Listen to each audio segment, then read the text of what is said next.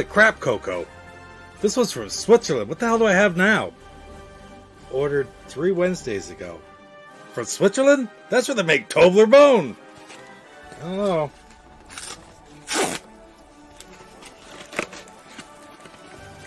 Oh my god. Damn you, GoGameGo!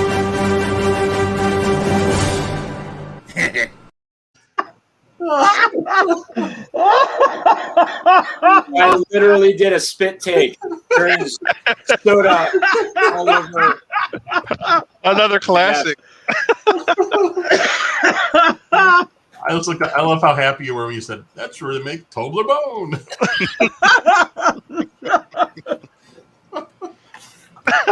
Honest to God, it came from Switzerland. You're kidding. No, I got this right here. It came from, well, I can't read it. Dodax AG, Oberneufenschachsee, 10A, It's easy for you to say. 6340 bar, Switzerland. I avow. How many letters is that name? 1. It's OBERNEUHOFSTRASSE. And a partridge in a pear tree.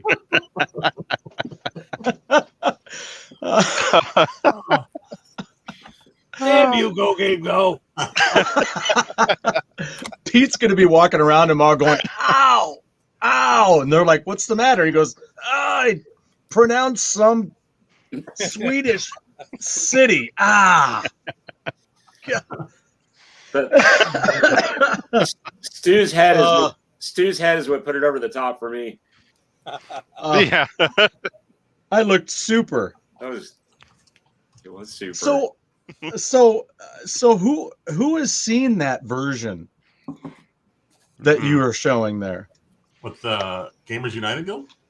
No. No, the Donner Superman. Superman 2. Kneel before Zod. Not yet. It is available for streaming, though. I did track it down on streaming. I can't remember which service, but you can watch it. Pay-per-view. I don't know. I don't know how. I'm telling you what, though. Do yourself a favor when you watch it. Just be prepared to either. Well, you've never seen it, so you got to watch it first. Yeah. And then be prepared to watch the commentary after, because Yeah, that's cool. I didn't even know what the hell I was watching. Everything that it's so strange, because it's like everything you've seen so far in our lifetime is a lie. Wow. Yeah. You know, because this is completely a whole other film. Wow. Is that radically different? I believe it's that radically different. Wow. Yeah. As originally conceived and intended by Richard Donner. Because he shot them together. I didn't know that. He shot 1 and 2 together. And then he got booted out. And then whatever the hell the other guy's name is, I forgot. So I don't know. It's really weird, though. I felt like I had no real clue as to what was going on.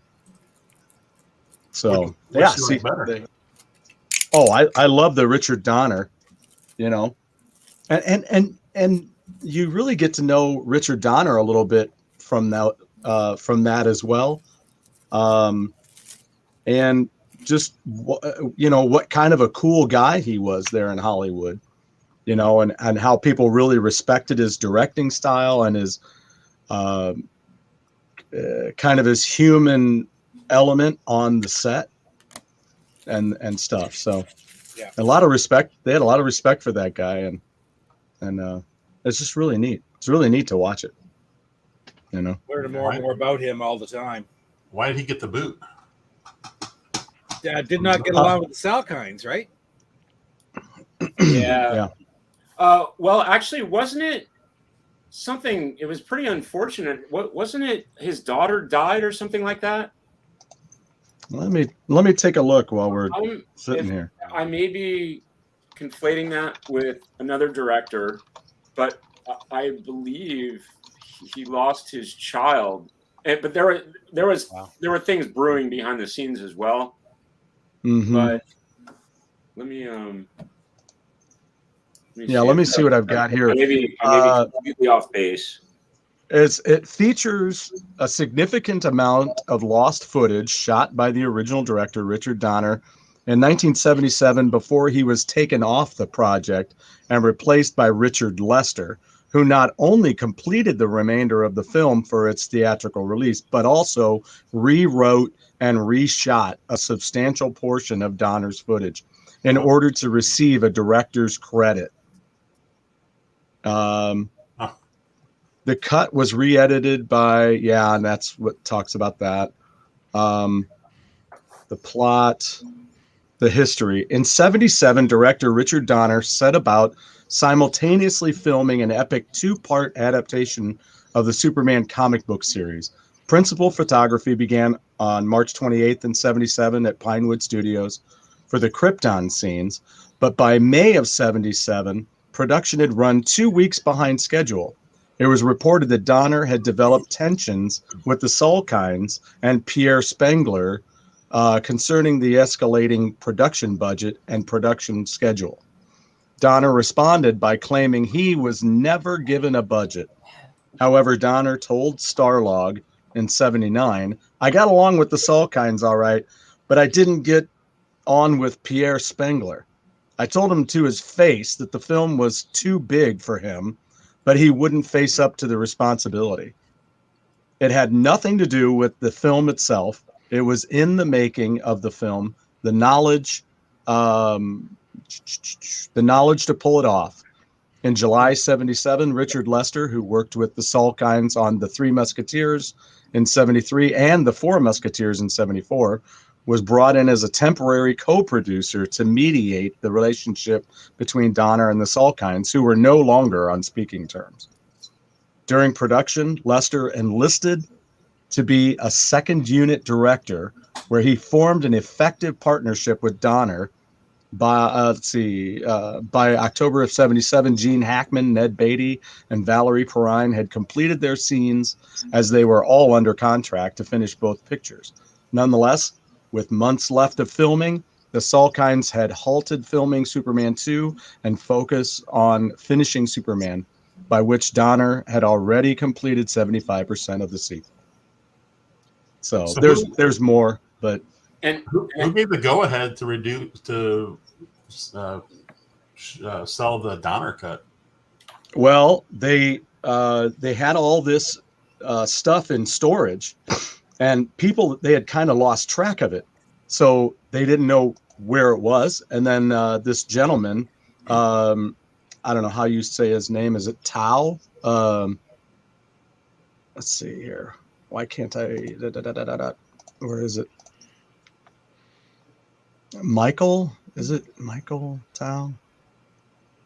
Anyway, they found all this footage. Yeah, Michael Tao.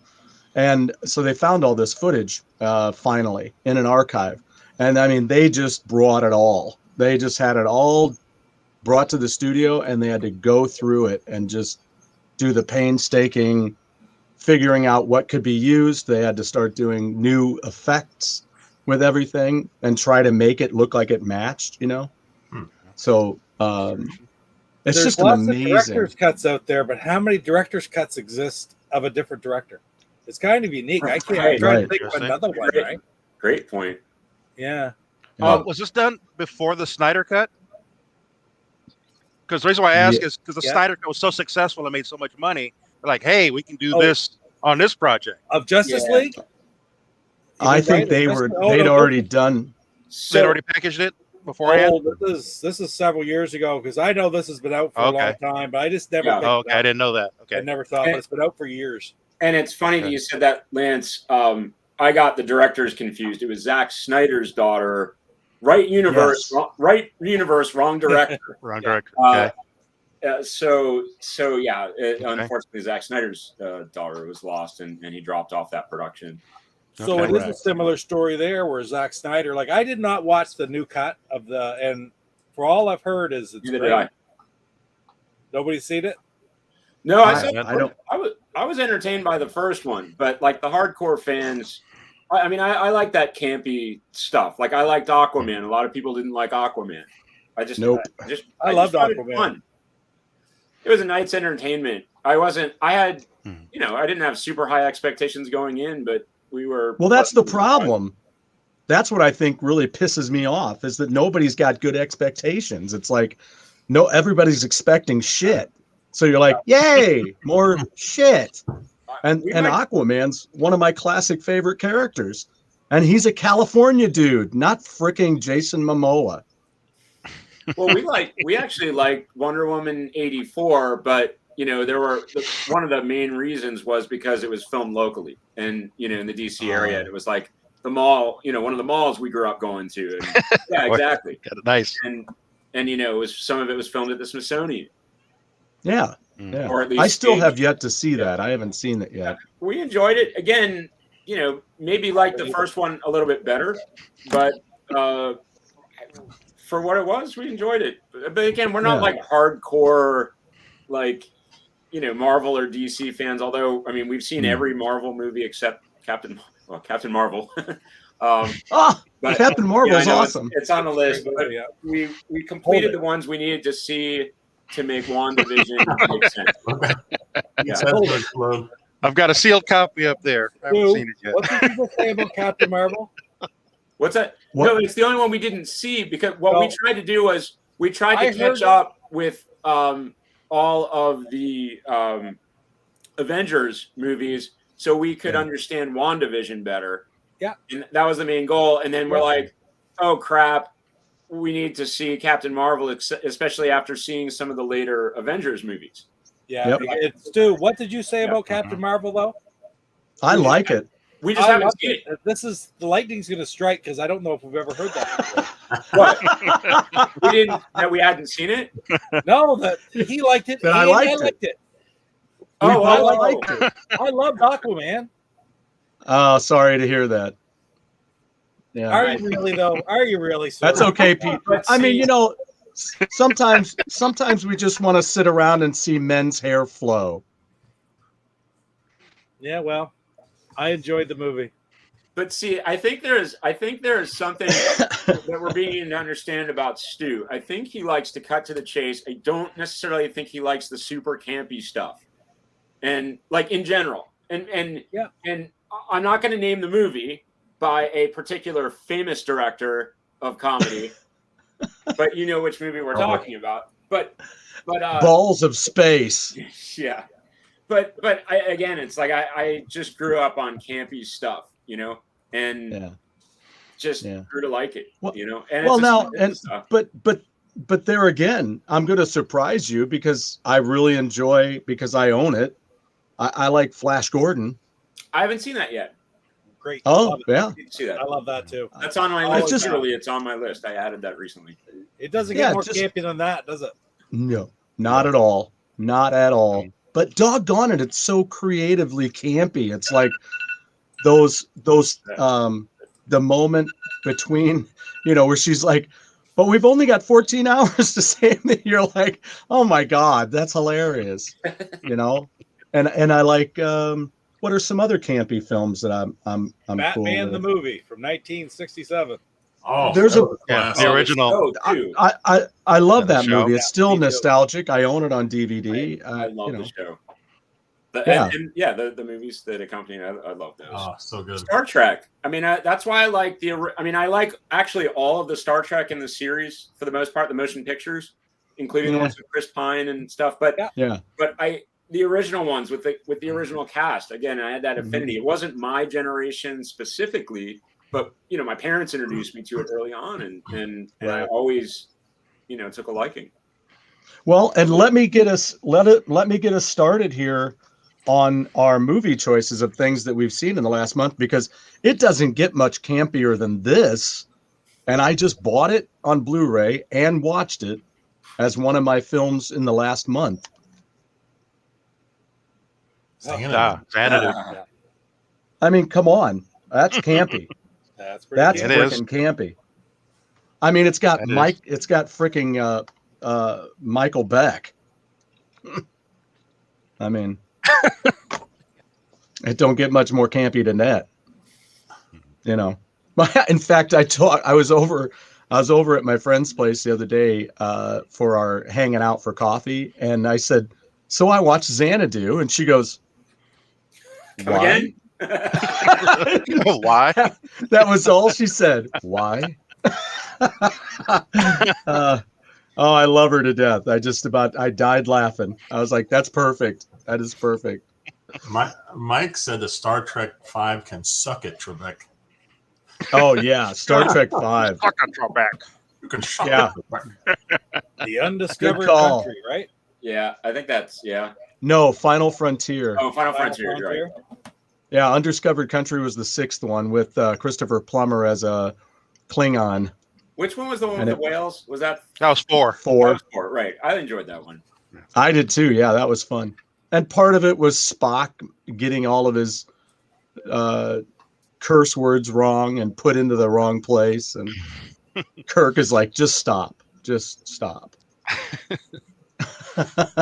Took too much LDS.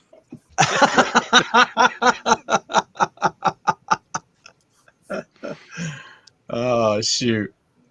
So who else wants to throw down? Oh, I love those, Pete. I love those, the double disc set. Yeah. Oh, cool. Wow. Yeah. All my Star Trek are this set. Yeah, I've got a few of those. Well, Got a I mean, few I of those. saw 3 movies actually. I caught up quickly. Okay, so what was one of your first ones? So the first one was surprise, surprise, something about hockey, Hockey Journey, and there's this YouTuber Kane Van Gate. That's his like pseudonym. He's actually a real goalie and a goalie coach, but he like majored in like media production and stuff like that. So he's got this whole, campy YouTube channel, and very self-deprecating, kind of humor, and but he basically, the premise for this is all roads lead to beer league, and what beer league is kind of like that casual pickup, pickup hockey, same thing as any sport. But the interesting thing about beer league is you see people coming from all over. You see people that that were former pros in college. You see amateurs. You see people just starting. You see people coming back after a long hiatus, which is what I'm doing. And but it's really neat to see different perspectives, including NHLers.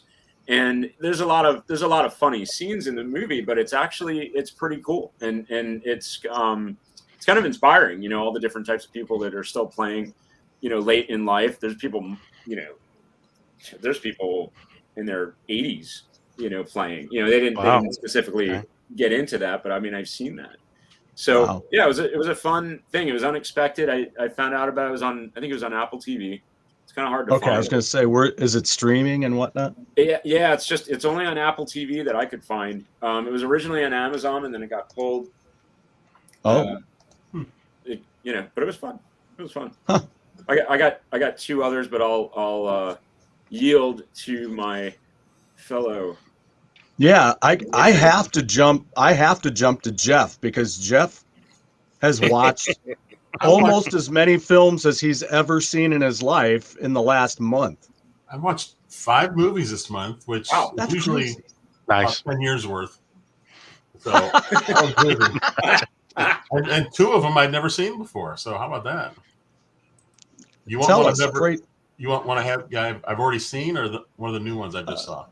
Let's hang on to the ones let's hang on to at least one of what you hadn't seen, but give us one that you had seen that you watched.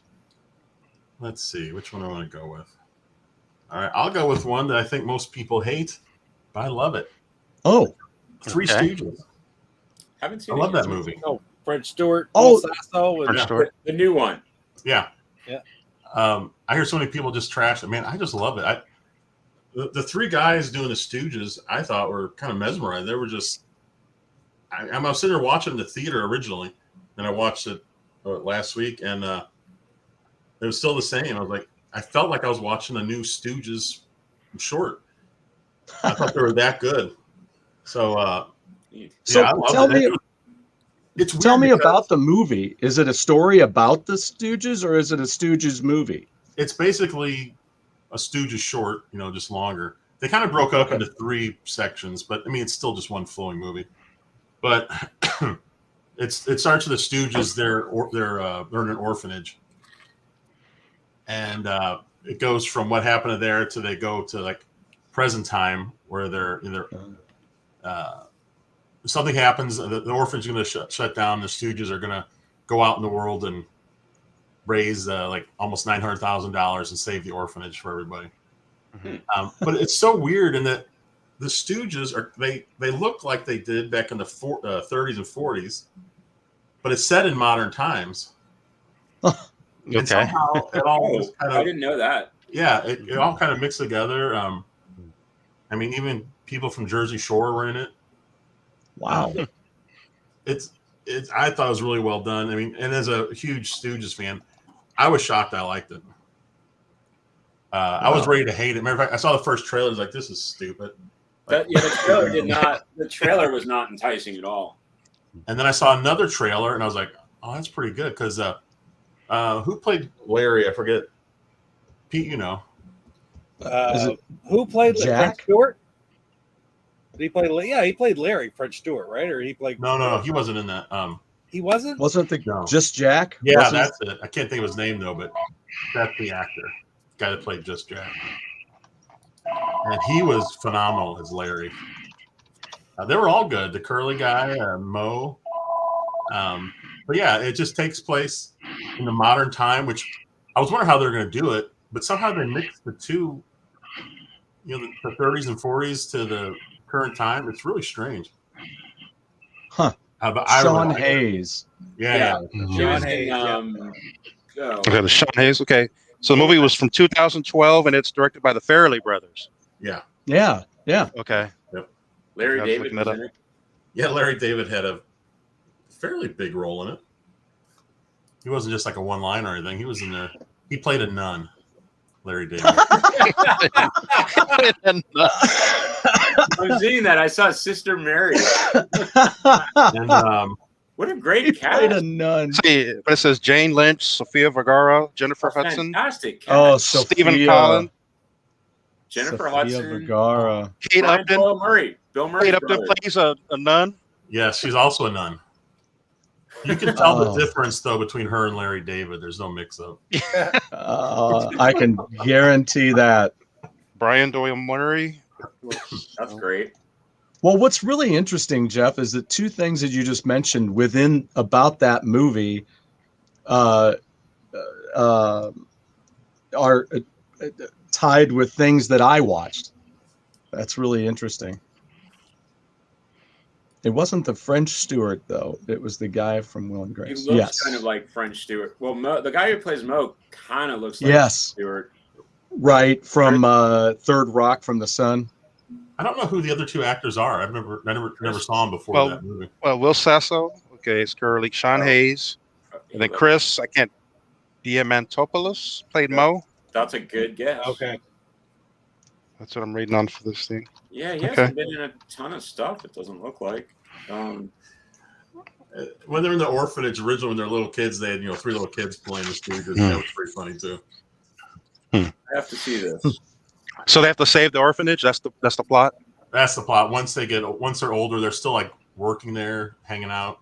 It's kind of like their whole life. And I think it was their fault that they had lost so much money. So they felt bad. Okay. They went out into the world and tried to. Because that's kind of the plot of the video game.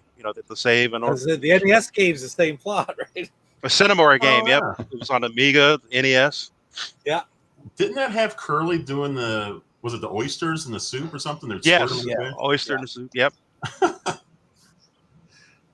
Yeah. So And they if you had the haven't pie seen fight. it, go watch that movie. I think it's really good. Hey, check it out. So, where did you watch it? No, I have it on Blu-ray. Oh, do you? Okay, cool. Yeah. Cool. No, I take it back. No, I do have it on Blu-ray. I think that's one that's in storage. So I don't know where it is, but I watched it on YouTube. It's I think it's free. Oh, Oh, nice. out. Yeah. Okay. All right. Well, I'll have to watch that. I got to check that out. I'm not surprised how many free movies are on YouTube. They're Oh, I know, right? I had no clue. Yeah. that just popped up, and I was like, well, heck, I'm gonna watch that. Yeah, here it is. Yeah, Three Stooges. Cool. Very cool. All right. I want to So see Lance, how about you? All right, the first one. Well, when it comes to movies, a lot of times, you turn on TV and you just flip around. You're trying to find something to watch, and more often than not, I'll stop at a movie that I already have, but maybe haven't seen in a while. So the first one we'll talk about, and keeping with the Star Trek theme. Oh Yes. yeah, Great movie. Galaxy Quest. Oh yeah. Love that movie. And I've got some notes on this from 1999 Galaxy Quest with 90% on Rotten Tomatoes. wow. In case you haven't seen it, the cast of a space television series has to play the roles as the real thing when an alien race needs their help. Stars Tim Allen, Sigourney Weaver, and Alan Rickman. The director is Dean Parisot, who also did Red 2, Bill and Ted Face the Music. And he also did TV episodes of Modern Family, Monk, Curb Your Enthusiasm, ER, and Reading Rainbow. He actually replaced Harold Ramis as the original director, for the director spot. It was released Christmas Day, 1999. Budget of $45 million. The movie made $91 million. So it was a moneymaker for them. Wow. The tagline is "Never give up, never surrender." So if you've seen the movie, you know exactly where that's from. The tone. The original movie was not a comedy. It was supposed to be much darker and much more violent. We lost some people. So after test screenings, they recut the film to make it a comedy and to get the PG rating. Originally came out with an R. Wow. There are some movements based in reality. There's a scene where Tim Allen is in the men's room and he overhears fans talking about, how the cast are nobodies and nobody can stand him. Well, that's based off of a real story with William Shatner. It happened to Shatner at a convention in 1986. Wow. You remember the movie Alien from '79, the original, with Sigourney Weaver. Sigourney Weaver's in the film. Well, Tim Allen is a huge fan of that movie. So he had a bunch of memorabilia, collectibles, and he had Sigourney Weaver sign them. Well, she signed it, no problem, but she signed it stolen by Tim Allen. Loves Sigourney Weaver. This movie website was one of the first movies to have its own website. So, galaxyquest.com. That's normal nowadays as part of the slick marketing program. But for this movie, they wanted to make it look amateur, so it wasn't professional looking at all. Let's go down. There's a scene where Sigourney Weaver talks about her TV Guide interview, where the TV Guide interview was nothing more than 6 paragraphs about her boobs and how they fit into her outfit. That actually happened. If you're a fan of Star Trek Voyager, 7 of 9, played by Jerry Ryan, that exact thing happened to her. That's the writers got that bit. There's a scene during a fight with a rock monster. Tim Allen, who plays the captain, he loses his shirt in this fight. That was an homage to William Shatner in the original series. For some reason, some way, he almost always lost his shirt in a fight. Jimmy boy lost his shirt again. Yes. The spaceship is called the NSEA Protector. The serial number is NTE 3120. NTE stands for Not the Enterprise. Not the Enterprise. As I said, Harold Ramis was the original director. He wanted for the lead role Alec Baldwin, Steve Martin, or Kevin Kline. That could have been fun. Kevin Kline was set to do the movie, but he had family issues and had to back out. When the studio hired Tim Allen, Harold Ramis quit the project. Wow. When did Harold Ramis pass away? That was within the last 10 years, right?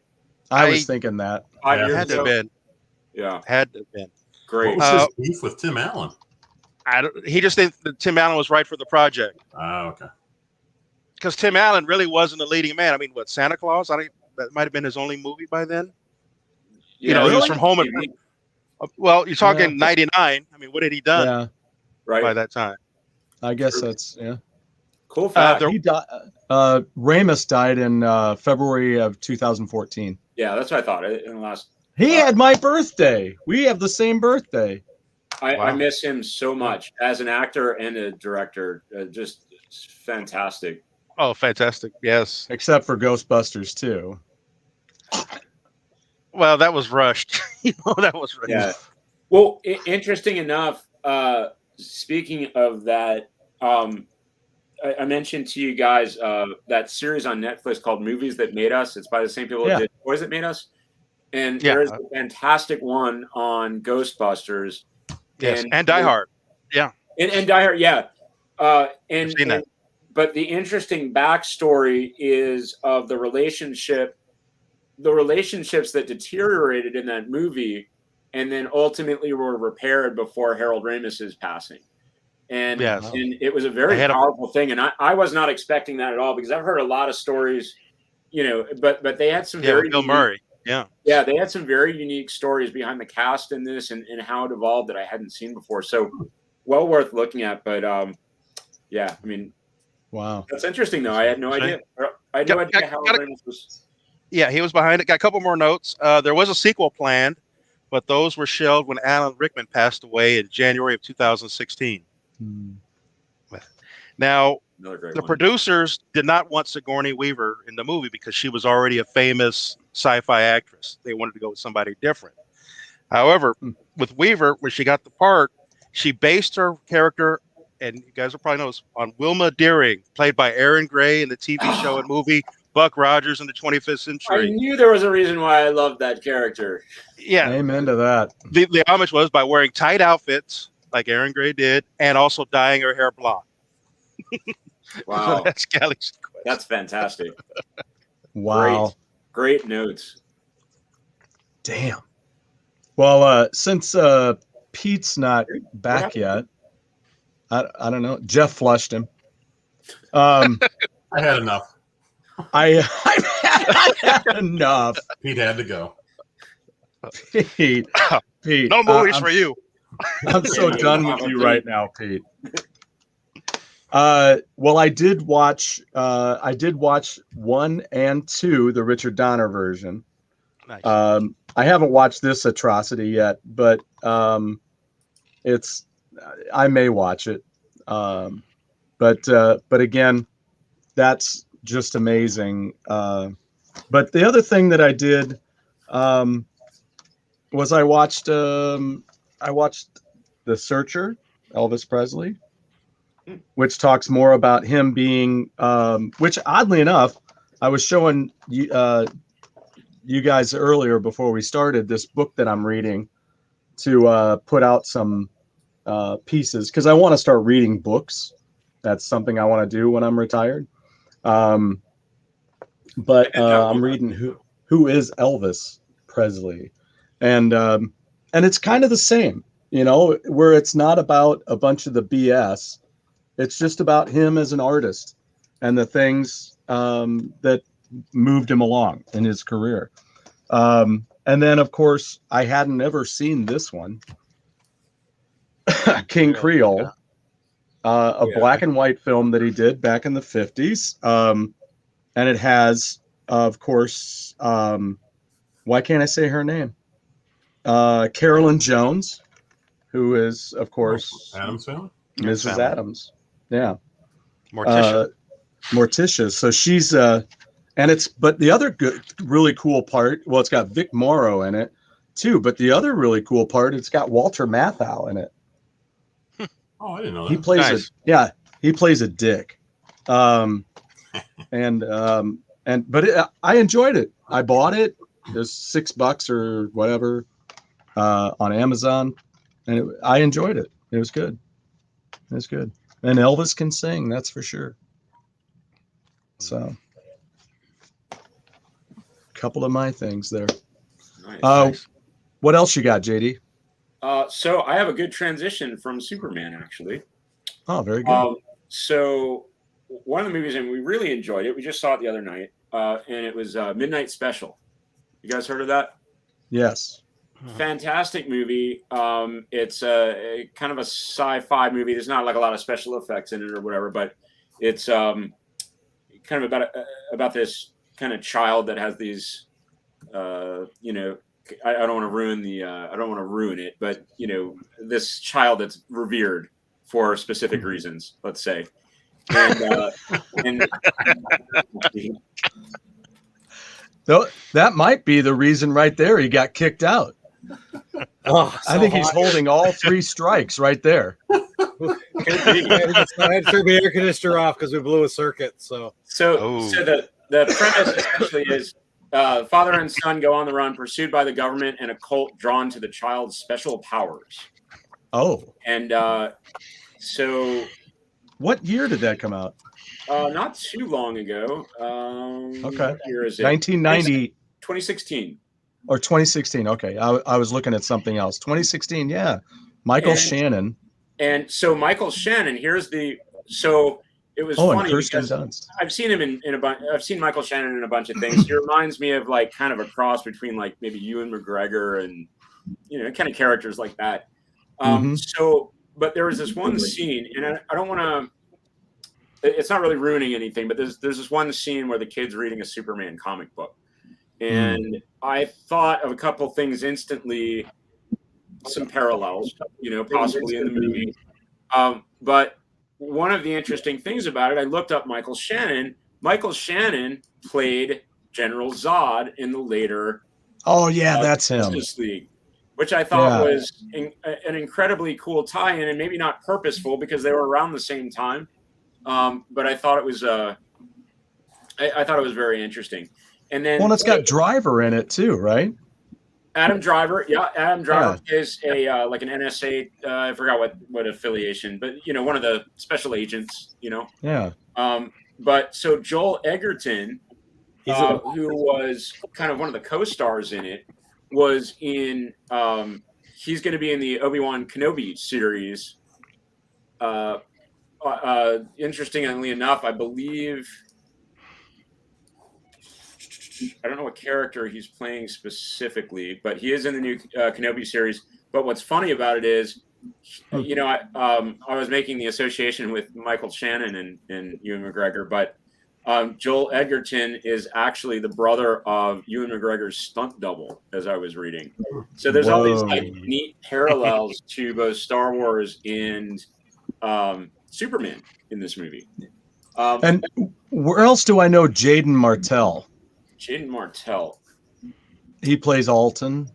Yeah, I know him from something very recent. Knives Out. Oh yes, and yes. It. Actually, he's not the only one. Yeah, there were 2 people from Knives Out, and this is the same director, I believe. Yes, correct. Yeah, yes. Yeah. I can't remember who the other person was, but yeah. So there. Well, it's the first guy you were talking about who played Zod. Yeah. Yes. Yeah. So that's a trip. All right, and Knives Out's I love Knives Out. As far as a whodunit movie, one of the best in modern day. But yeah, I highly recommend Midnight Special. It's not a sci-fi with a lot of special effects. It's kind of like a thinking man's type movie. And do you own it, or did it come from? No, we just rented it. You rented it. Okay. Yeah, but it was very interesting. It was thought provoking, and there's a lot of it leaves kind of a lot of questions. But in some cases, how you interpret it is part of the charm. But there's a couple lingering things that I'd like to know. Like if there was an Ask the Director session, I'd certainly like to find the answers to. But very thought provoking movie, and it was good. I'll tell you what, I've been totally into watching the directors and the actors on the commentary after I watch the movie. I've been totally down with watching the movie right away again with them over the top. Moon was one of those. Cool. Did you see Moon? Okay.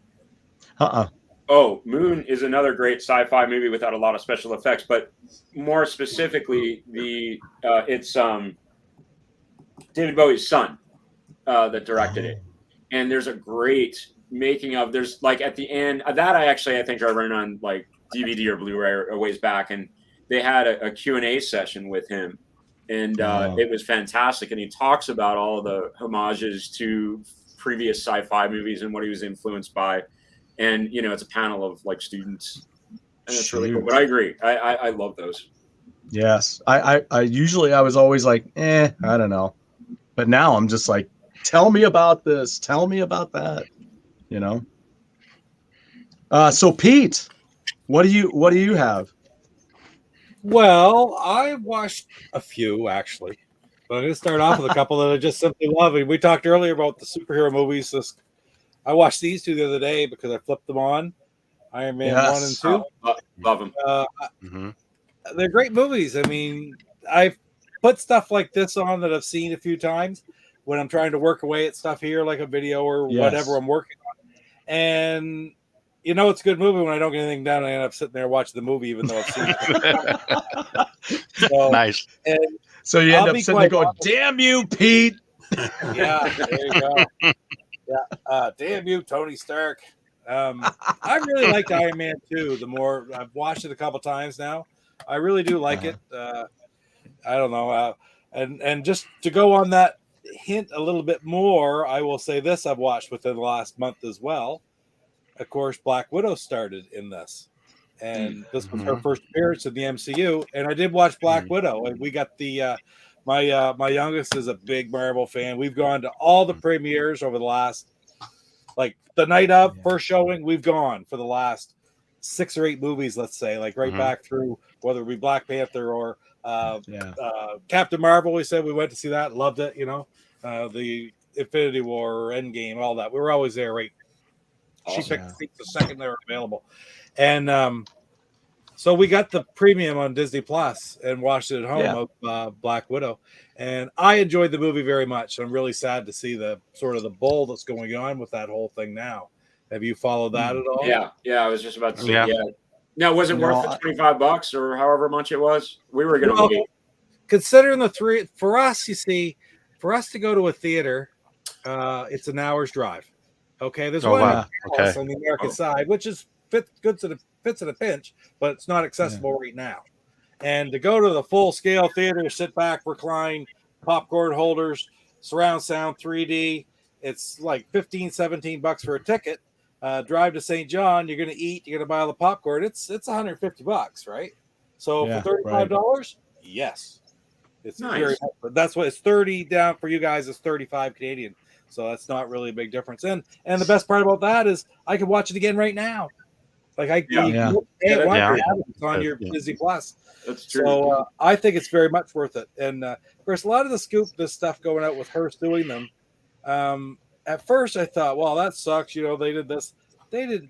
I'm sort of on Disney's side about it a little bit right now because they're still giving her a percentage from the they're giving her percentage, but it's from the $35, let's say, from the Premier Plus or Premium Disney Plus Premium, I guess they call it, from the premium sales.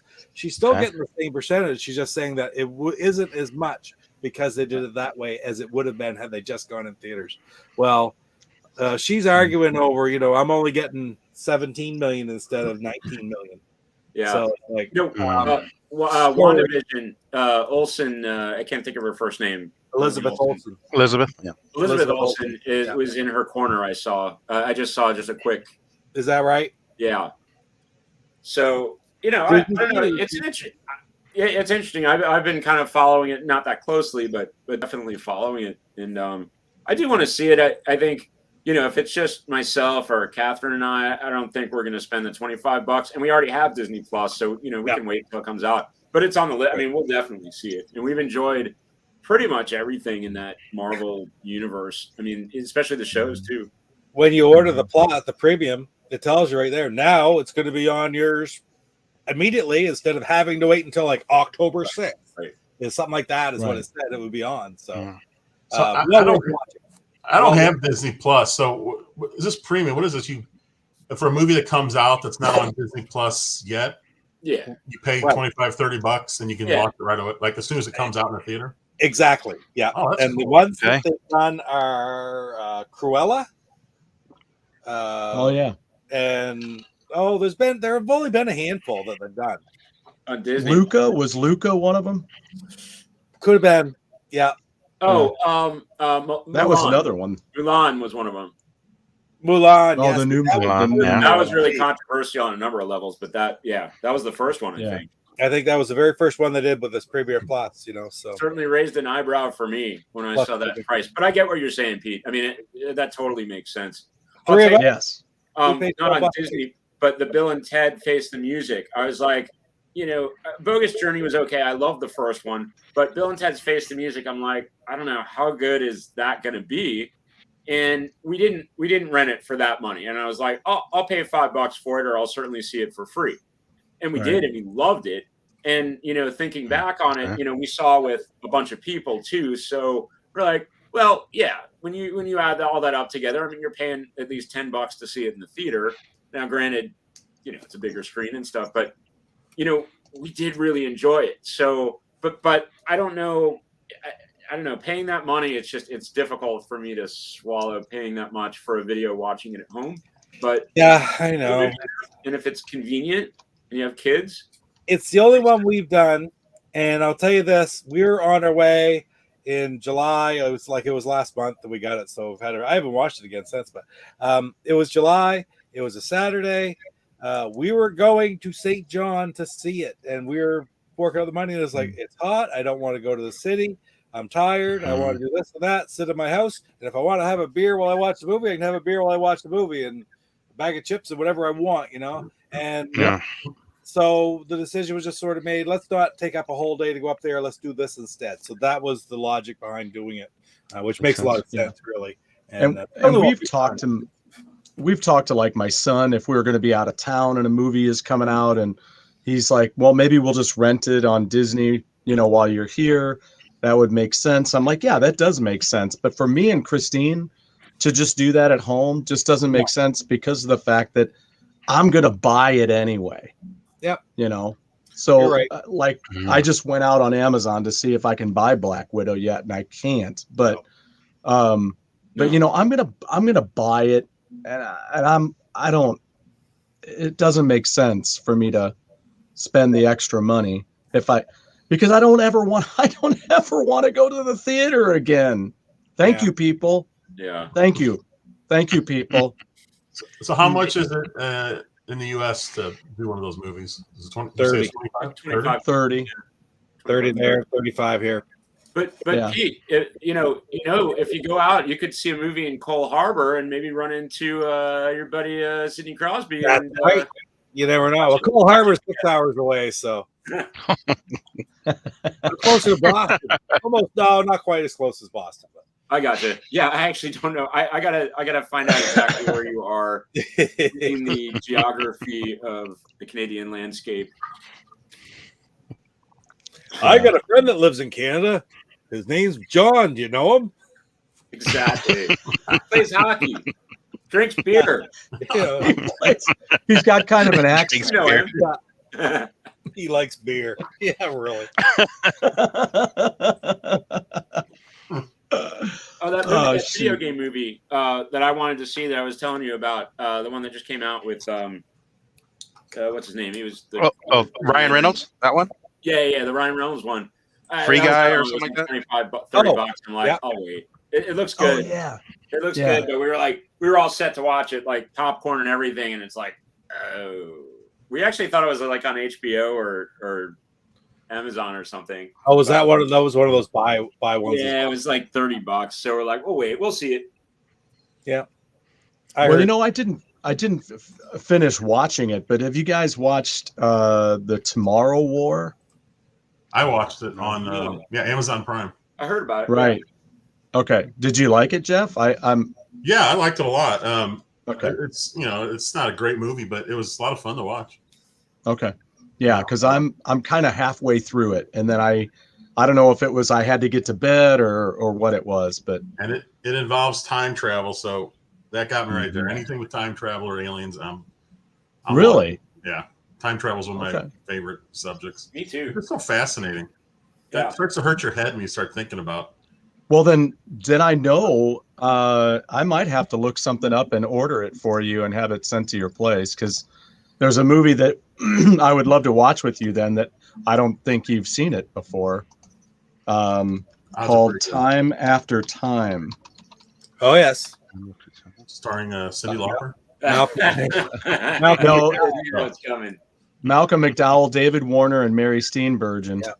Yeah. No. I've seen that. And it's Years ago. about, yeah. Christine bought it for me on Blu-ray a while back, and I just love the film. It's one of those I fell in love with on cable, and it deals with H.G. Wells, of course, because he's created a time machine, and David Warner plays Jack the Ripper, who's now used his technology to go forward into the future. So I remember this. I didn't. So he's in pursuit of Jack the Ripper. So it's a fun film. It's a really good, really well done.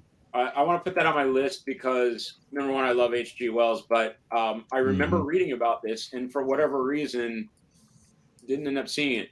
But on that note, Jeff, have you seen, or what is your pick of the two, the classic 1960 Time Machine, or the 2002 film with Guy Pearce? Have you seen either one of those? I haven't seen either one, but I read the H.G. Wells book. Both of them are great. The classic one, the 1961, it is great on its own merit, and then the more modern one is just kind of beautiful to look at. It's kind of like a period piece kind of thing, and almost like it's got a lot of like steampunk kind of set design and gadgets and stuff like that. But both, if you like time travel movies, both of those are must sees. I used to work second shift, and so we'd be working, well into the night. And here in St. Louis, anyway, back then at midnight, Art Bell Coast to Coast would come on. That nice listening. And it was the aliens, time travel. And the time travel stories I just couldn't get enough of them. I was like, God, they're so fascinating. And yeah, and anytime there's a movie, you're trying to think of like some kind of paradox, or how would this happen? How would that happen? There's so many theories, like, when you go, if you could go back in time and you did, are you really in your timeline, or if you create a new timeline? Well, I'll tell you what, Jeff, you have got to get hopped in then to Disney, and you have got to watch the Loki series, because shit, you will love the Loki series. Yep. That's a home run for you right there, bro. Yeah, I feel like I'm the only person on the planet without Disney Plus. Yeah. Well, it was on the internet today. I did read about you. So sorry. Yeah. We have more than our share of streaming channels, and we were like, okay, that's it. We're not doing any more. We have enough. And this is before Disney Plus and before HBO. We were saying this. And then I don't know, one thing leads to another. I mean, Mandalorian was the kicker for us for Disney, and the fact that they had the entire Marvel series, like the Star Wars and the Marvel series, and then they had the National Geographic stuff that we love, the wildlife and science type stuff. Of course, we love the classic stuff, but like bottom line is, it was like $5 a month. It was not one of the more expensive. It was like $3 to $5 or something like that at the time. And I think it came with a package with Hulu and maybe even ESPN or something like that. So what's it cost now? They raised the price by like $1, but it's still. Everything's relative. I think it's $11.99 up here. Is it? Is it? Okay. It definitely. The price went up. But I gotta say, we're really enjoying it. And then HBO, we do watch, but we got it. We were gonna get it and then drop it so we could see Wonder Woman. Yeah. And then we found enough stuff. I'll tell you what. The key was keeping it was Superman series. We started watching the classic Superman series, and then we saw Man of Steel. And, we were just like, all right, we'll keep it. There's enough to keep us going on. But they suck you in. I hate it. And don't forget, the entire run of MASH is on it as well. Yes. Which? Disney Plus. Yeah, I just saw that. Plus? Yes. I've watched MASH. I'm on my third time through on the whole series now. Oh, my gosh. I don't even think I put it on, and away it goes. I was watching. Oh, Muppets is the other thing. They also have all there. Yeah. Muppet, yeah. So the original Muppet shows we were watching, all the Muppet movies, like. I thought what else was cool is they set it up now where you, they have all of the Marvel movies listed in chronological order. They've actually got it set up where you can just start here, and chronologically it'll walk you through every movie. there's actually different ways to sort those. There is, which is also really cool. You can sort it in the Marvel universe chronology, or you can sort it based on when the movies came out as well. And it's a really neat. I think that's a really unique way of doing that. Yeah, but you're right. I mean, that's so cool. That's how we were able to get through, and make sure we saw everything so we would understand WandaVision. Yeah. Yes, of course, exactly. There's the new What If series as well. Have you seen that, JD? Not yet. We want to. So good. So good. It was excellent. Half hour. First two. You've watched both the second one too? I haven't watched the second one yet. Yeah. So good. Yeah. So good. It is like what if Peter Parker was Iron Man or something like that, or that kind of thing, right? It's yes. Yeah. Because I have the old comic. Yeah. I got a bunch of the old comic books back there. The What If series from what if like Peggy Carter becomes instead of Captain America becomes Captain Britain or whatever, and just she becomes Captain Carter is what she becomes. Captain Carter, yeah. And then I won't tell you what the second one is, but it's very good. I've looked at it. Very good. Haven't nice. watched it yet. Yeah. So like the comic books, the very first What If was what if the Fantastic Four had been created with different powers.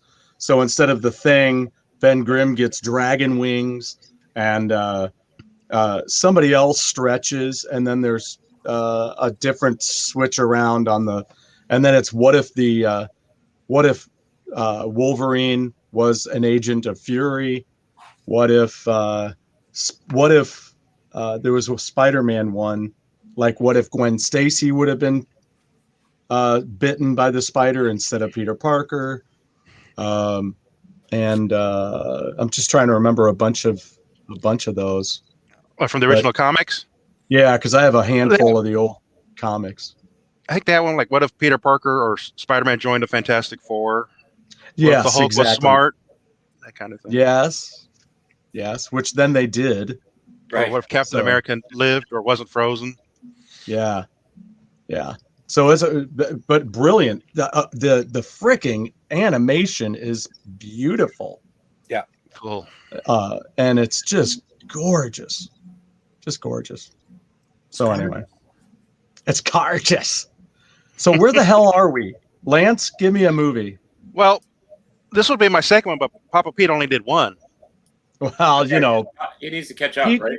Pete showed up with 3 movies in hand. That's right. He did. Okay, did the combo. It was a twofer.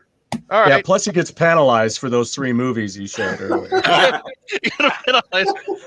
right, I'll go. Okay, so my next movie from 1970. Look at that. MASH. Nice. 84% movie from 1970 is There you go. Papa Pete, do you like MASH? What we did that with I had no idea you like MASH. World. Pete talks a big game, but I don't think he really knows about MASH. I don't think he knows anything about MASH. Well, everybody knows inspired the TV show, but the staff of 4077 MASH unit in the Korean War used comedy to cope with the horrors of war, based on the 1968 book by Ring Lardner Jr. called MASH, a novel about 3 army doctors. Stars Donald Sutherland, Elliot Gould, Tom Skerritt, that's his birthday today, and Robert Duvall. Directed by Robert Altman, who did a bunch of movies, but among them Popeye with Robin Williams. Yes. Now, directors George Roy Hill, Sidney Lumet, Bud Yorkin, William Friedkin, and Stanley Kubrick turned the project down. Wow. What year was released? That? 1970. See, I don't know what the last time was that I saw the movie. I don't even know when I saw the movie last, or if I ever. Well, it's on cable right now. Stanley Kubrick turned down MASH? Yes. On Disney Plus. Okay. I think it's on HBO or Showtime right now, too. It's also on doing the cable rounds. Released January 25th, 1970. The tagline was MASH Hysteria. With a budget of a little over $3 million, the movie earned $81.6 million. Wow. Now, I've got a bunch of notes on this. I actually cut it in half, but uncredited roles for the football scene: Fran Tarkenton, Johnny Unitas, and Ben Davison and Joe Cap, were all real football players in that movie. Uncredited, and you hear his voice only, Ted Knight. Wow. Ted Knight, yes. And according to Google and Wikipedia, Sylvester Stallone plays a soldier in the mess hall in the first 10 minutes of the movie. Is that his Did you first see role? him? It's uncredited. There's a picture I saw on Google, and it's kind of hazy. But I've seen some guys in interviews said, yeah, it was Sylvester Stallone. And was that his first? Would that have been technically his first role? Well, if you look up on IMDb, it's not on IMDb. But like I said, it's on Google and on Wikipedia. Wow. The theme song, everybody kind of knows it. Suicide is Painless. The lyrics were written by the director's 14-year-old son, Mike Altman. Robert Altman was paid $75,000 to direct the movie, but due to royalties and syndication, Mike Altman has earned over $2 million, and it's still growing just on the song rights. Wow. Son of a Improvised monkey. in an interview. It's on the credits. His name is there, Michael Altman, sung by Yep. Johnny Mathis. Yeah, written by Michael Altman. According to an interview with Tom Skerritt, over 80% of the movie was improvised, not on script. Now, a lot of you guys, if you know the familiar with the movie, you know the shower scene with Hot Lips, where they raised the flap. The first few takes didn't work because Sally Kellerman knew it was happening. So when they raised the flap, she was already on the floor. That didn't work. So for the cut they used, the director went into the shower tent to distract her and talk to her. And reportedly, Gary Berghoff, who played Radar, he was next to the camera naked. So when they raised the flap, Altman's talking to her. She's surprised by that. She looks at the camera and sees Radar naked. So that's how they get that look of shock on her face. Cast choices. James Garner from the Rockford Files and Maverick was considered for the role of Hawkeye Pierce. He was a veteran of the Korean War and was actually wounded and treated in a military hospital. That didn't work out. Burt Reynolds, James Coburn, and James Caan were considered for the part of Trapper John. They turned it down. That part was played by Elliot Gould, but Elliot Gould was hired to play the part of Duke Forrest, the role that it eventually went to Tom Skerritt. Gould didn't want to do it because his take on a Southern accent was horrible. He said, I can't get this. Let me play the part of Trapper. The F word. Robert Altman claims that MASH is the first R-rated movie to use the F word. And how that came about, in secondary shooting of the football game, actor John Schuck, who played Captain Painless, the world's best equipped dentist, was told to say something nasty. So he went and said, okay, all right, bub, your fucking head is coming right off. He was a line. You guys familiar with the character of Henry Blake? Yeah. Who leads the MASH unit? So from the show, but yeah. Okay, well, Roger Bowen, who played the part in the movie, passed away on February 16th, 1996. Now, from the TV show, that part was played by McLean Stevenson. Right. Stevenson died a day earlier. Wow. Kind of weird. Oh, my gosh. Court case. When the movie came out, the military refused to air the movie in their theaters. They showed Patton instead. The case went all the way to the Supreme Court, and the military lost. Wow.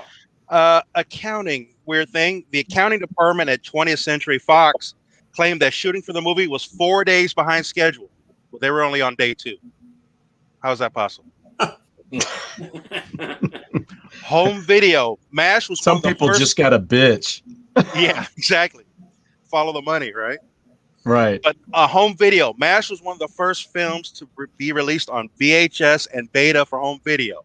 Others released at that same time was Sound of Music and Patton. And the last note I have, in 1975, ABC aired a cartoon parody of MASH called Mush, where sled dogs worked at a distant medical outpost. I remember hearing about that. I never saw it. Never heard of that. I did Have you hear seen about that, it. I don't Pete? know why. I've not seen that. No. Wow. Wow. That's all I got on that. There's probably enough stuff for another page. That's a lot of Stop info right there. on MASH. That's great. And Gary Berghoff is true that he was the only character in both the show and the movie, right? Yeah. Main character, yes, but the what the heck? Which one? The other unit, the other unit, the guy who was the football, Gene Wood. Gene Wood. Yeah, he Gene played the Wood. same character in both, but he was a bit player. Yeah. Right. Wow. General. So, and as I recall, and again, I saw MASH when I was very, very young. I mean, probably when I was watching the show, and I think my parents had rented it on Betamax, and I watched it, and as I was younger, I loved the comedy in the show, but the movie itself is a lot more serious, right? As I recall, it's not as tongue in cheek. It's definitely a lot more sanitized on the television show. Yes, it's much more gritty. It's more realistic. Everything from the mud they walk through, going from one place to another, the layout of the land, the blood and guts in the operating room, the reality of there being multiple shifts at this hospital. Did you ever notice how this starts off season 1 of MASH? They're talking about multiple shifts. Yeah, and there's only the 4 doctors. Whenever anything happens, those 4 doctors are working. Right? So yeah, the movie's definitely more gritty, but at the same time, it's also much more, I would call it, mean spirited. The Interesting jokes that they play, like Trapper and Hawkeye, are likable, but sort of like just not great, not nice people at the same time. Whereas that didn't really go over that well for television. They were really lighten up. That edge was taken off them, really. But they're pretty nasty people in this show. Yeah, Alan Alda was fantastic in that, and yes, he was very likable. It got serious sometimes on the show, and intense. But but definitely, like the show is a lot lighter hearted. I mean, from what I remember, anyway. Again, it's been a long time. I want to revisit it, and now that I know it's on Disney Plus, I will be. I'll be watching it. It come on to Disney Plus with 20th Century Fox when they brought on that Stars add-on. So I didn't even realize that. I did see a big influx of content, and I didn't realize that what that was from, and that's great. That was one of the reasons the price went up too here, because they brought this. Makes sense. That's when Netflix. I was so furious when Netflix and I believe it was Netflix and Stars deal terminated, and Netflix dropped most of their movies.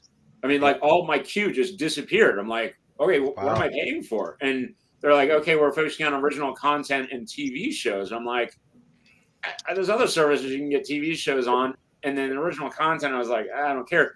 Now I watch Netflix. Their original stuff's amazing. They have some just fantastic productions, documentaries, and films. But yeah, that's cool that and interesting how Stars then has hopped around to the different services and licensed. That's great to know. Thanks, Pete. I had absolutely no idea. Yeah, they have. I'm looking at what they have for MASH on Amazon too. I mean, I've always thought about owning it. But they do have it out there for $70. You can get the whole series. Oh, neat. They have the MASH, the complete TV series, plus the movie for $70. That's cool. I'd like to revisit it as I'm older now. I've seen selected MASH shows as an adult, but I watched the entire thing as a kid, and I loved it. But there's a different perspective now as an adult. Probably a lot of the humor would get better. Yeah, there's certain times, like I think I've mentioned it before to Pete, where I got a little preachy at certain points later on, and I was kind of like, but overall, I watch it periodically. I will watch the whole series and just try to see if there's anything I haven't seen yet. It's an old show, man. It's been a long time, and it still stands up. Really, it does. And Lance, have you been to the site in California? It's like right outside of it's outside of LA, right? The actual. Oh, where they filmed it? Yeah. Yeah, it's kind of in the valley. It's not too terribly far, but it's kind of out of the way to get there. I've seen like whenever an anniversary show comes up or like an Entertainment Tonight, they'll revisit the site. I mean, it's probably 15 miles from downtown LA or something like that, maybe 20 miles. Wow. Have you seen it? No, I haven't seen it. Oh. It's not something that's commonly visited. I wanted every time I'm out there, I want to go, and it just, as you said, it's far enough out of the way that I just can't make it happen. The Smithsonian had the MASH tent for a long time at the American History did they Museum, really? Okay. and that was incredibly cool. It was a very short thing, but the cast, I think, was there for the kickoff, as I recall. But Wow. it was really, really neat to see. And, you know, they're the ones that had like Julia Child's Kitchen. They have a lot of like Americana there. And I think the MASH thing was a temporary display. They might still have some of it there. Well, they might show like different little bits and pieces instead of a whole display. Like, you know, like was it Archie Bunker's chair? You know, they'll show little. Yeah, a lot of little that pieces. Stuff, yeah. Even in the new museum, they didn't bring it back. Some things. I mean, they had like Ernie and Bert. They had Mr. Rogers' sweater. All sorts of neat stuff. And you're right. They rotate. Nice. Well, Pete, what do you got next? Sorry, Pete. It's like me in the hockey movies. We always know all roads are gonna lead to MASH. Oh boy. You didn't watch that. I watch it weekly. No, you do not. God, if I'd have known you were that irregular, I'd just send you some supplements or something. Okay, the one I'll bring up then now is one that I'm going to go to a different tangent. About 3 weeks ago, I turned on a movie and I sat and watched the whole thing with my mother-in-law because I told her, I said, "You're going to love this movie. It's a wonderful movie." Psycho. No, it was Sharknado. Oh gosh! We watched it from start to finish, and I loved it. It was fantastic. Oh my God!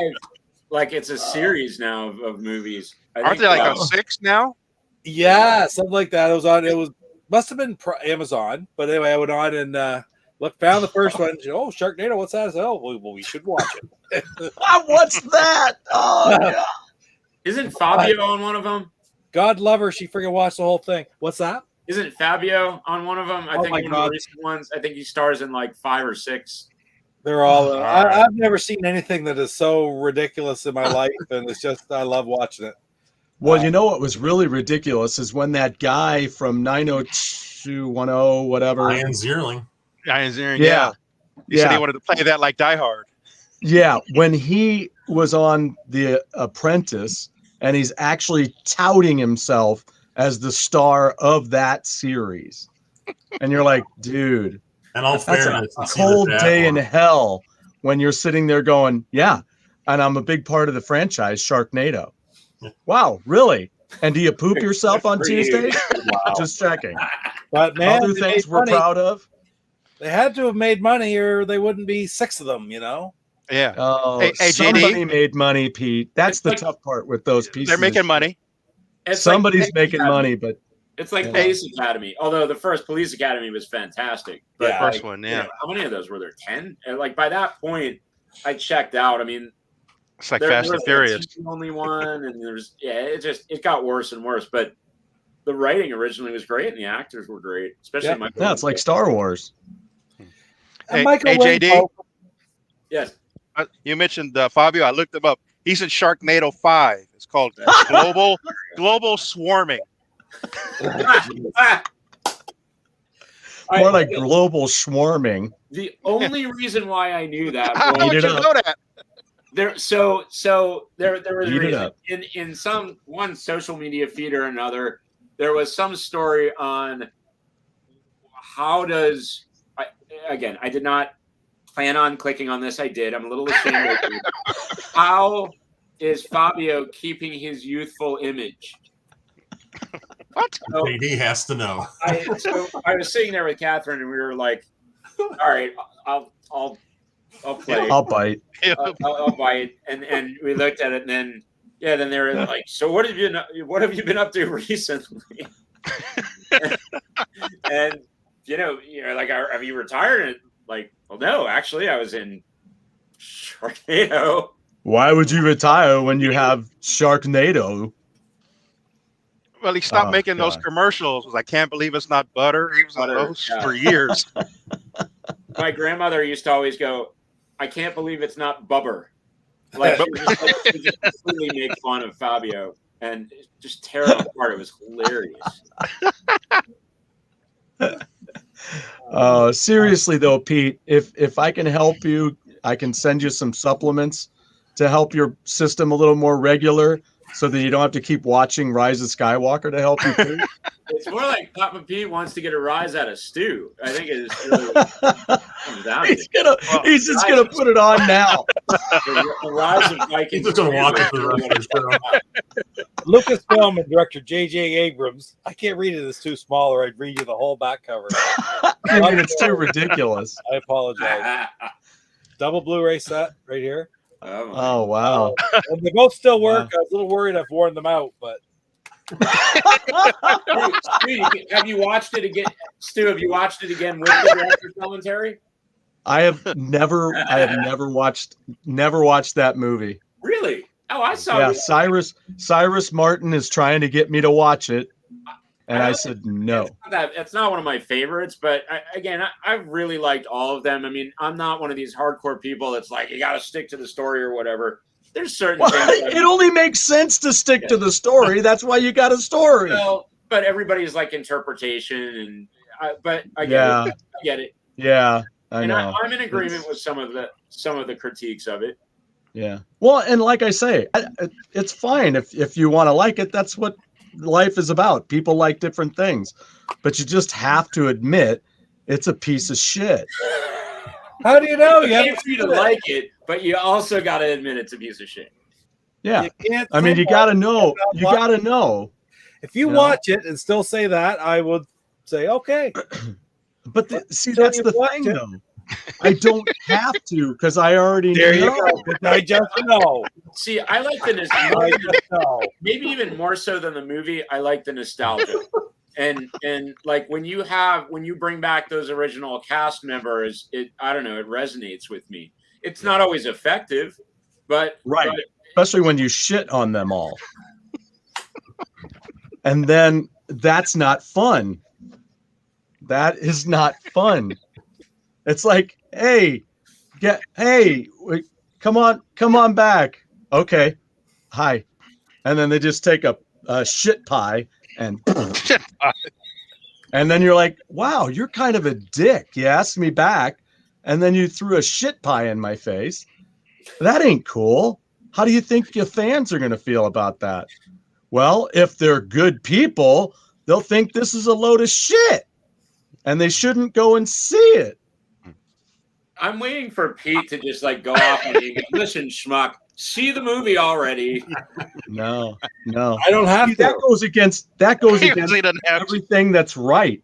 Because if you don't like it and they took a shit on you on The Last Jedi, then you should piss off and not see the last one. Yeah, you're right. The Last Jedi was pretty good. Well, what about Force Awakens? Did you like Force Awakens, Stu? I was entertained. That's where I can. That is such a fucking lie. So I don't. That must be Photoshop. That must be Photoshop. 86 with the audience and 51 on Rotten Tomatoes. There's like 51% of stews in the world. I have to get some lessons from Sloppy Marsden on my Photoshop skills, and we could really probably do something with Stu for that. Oh yeah. So the thing about Force Awakens is a lot like the way, for me, Force Awakens was how you guys feel about Last Jedi and The Rise of Skywalker, because for me, I was like, yeah, I was entertained. When I was done, I was like, I don't know, should I have liked it that much? Did I really like it? Was it really that good? You felt guilty. I was entertained. So that's where that's where it ended. And then they took a shit on me when they tossed the freaking lightsaber off the cliff. Yeah, because who flipping does that? Nobody does that. You can always get it's another a perfectly good piece of equipment. They can always get and you just threw it over the edge. We waited until the end of that movie. Here you go. Here you go. Here you go. And then you wait and you get to the next movie and he goes, oh yeah, right. Yeah. And let's go get some shit out of the tit of some beast on my island too while we're at it. And then we're going to burn the shit out of the library and fuck all on your training. And we're going to train for like 2 seconds. And then you're going to like know it all, you little Mary Sue. Yay. And then we're going to have 2 other people in this Fargan movie that have nothing to do with anything, that help the plot in no way. And oh, not only that, her sister can hang out in space. She dies, but oh my god! I just got to say one thing. I love this movie that much more because it's the movie that just keeps on giving. I get to enjoy it when I watch it, and I get to enjoy you when you talk about it. Yes, and that's what I love about it too, Pete. That's why I say I don't mind if you love it. Love it. Love the shit out of it because it's a piece of shit. So there's so much shit to love. You don't like Aquaman either, though. Aquaman's a piece of shit. I would love it if I own the animated series. That's shit. Stu, you gotta have your own movie review show. Oh, yeah. Just called the shit. It's shit or not shit. That's show, and it's the little icons. This shit or not the shit. Black turd and an outline turd, like like a filled-in turd and an outline turd, and the filled-in turd is shit. Here we go. Outline turd is not. Will this movie show idea work? That's 3 steaming emojis. I can't read it. It's too dark. Or just it could be instead of 4 stars, it's just 4 logs. Oh yeah. It says you may rely on it. I said, would this movie show work? And it says you may rely on it. There you go. There you go. Another element to the GoGameGo channel. Shit. Oh my god! What I actually I did watch those too, but you want to know what I really watched recently that actually you might be a little surprised I had never seen, and I just watched it, I think on Sunday afternoon, and not the 2005 version, not the 1976 version. I finally sat down and watched the 1933 version of King Kong. Oh, wow. The 33 version? Yeah, I think I've seen a little bit of it, but I've never seen Fay Ray? Yeah. And, what'd you think? I thought it was incredibly well done, especially considering the age of it. 1933, and they pulled that off. Mm-hmm. But it was a fantastic story. They did the special effects of the ape and stuff are from 1933, but at the time you would have thought, oh my god, it's amazing. Yeah. And the battles, it was nonstop action once they got to the island, and the way they pulled things off was just phenomenal. It was a great, well-made movie, fairly long, an hour and 40, an hour and 50, I don't know. Wow. But I enjoyed it a lot more than I enjoyed the 2005 version. Thank you, because that was shit. Wait, was that the one with Jack Black? I ain't gonna call it. Yeah, that was shit. I'm not gonna call it shit. I liked it. I liked the 33 version better. Godzilla. I liked the 1976 version, which is very different. Yeah. But I liked it because that was the one I sort of grew up with too. And that same here is. I want to see that one again. So I did enjoy that movie, even though some people they took a lot of liberties and changed the tone, and the 2005 one tried to go back and recreate the 33 one. But man, I thought the 33 one did just enough, and I can remember stuff in the 2005 one I thought was just too over the top, like it was where shit. They're running through the. How are you physically running with a herd of herbivores right next to you, and without being in a frickin' earthquake? Yeah, and the bug scene I couldn't stand. It drove me nuts. What the hell is that? Did you like Kong versus Godzilla? I've not watched it. I've not liked it. Yeah, I I haven't seen it either. It was very entertaining. Visually, it was really cool. It was almost I want to say like kind of Blade Runner-esque. There was a lot of that. Okay. The visuals, in the city and stuff like that. We're very much that style, with kind of the. I don't want to spoil it too much, but very cool movie. We enjoyed it a lot. Yeah, unlike having to worry about the hyperthermia that the woman never gets in the one with Jack Black. What a piece of shit. Oh yeah, Who was the lead actress in that? I can't remember. Kate Winslet. In what? No. The Kong versus Godzilla? No, it was no. Oh, which one, King Jeff? King Kong. Yeah. King Kong. 2005 or 2005.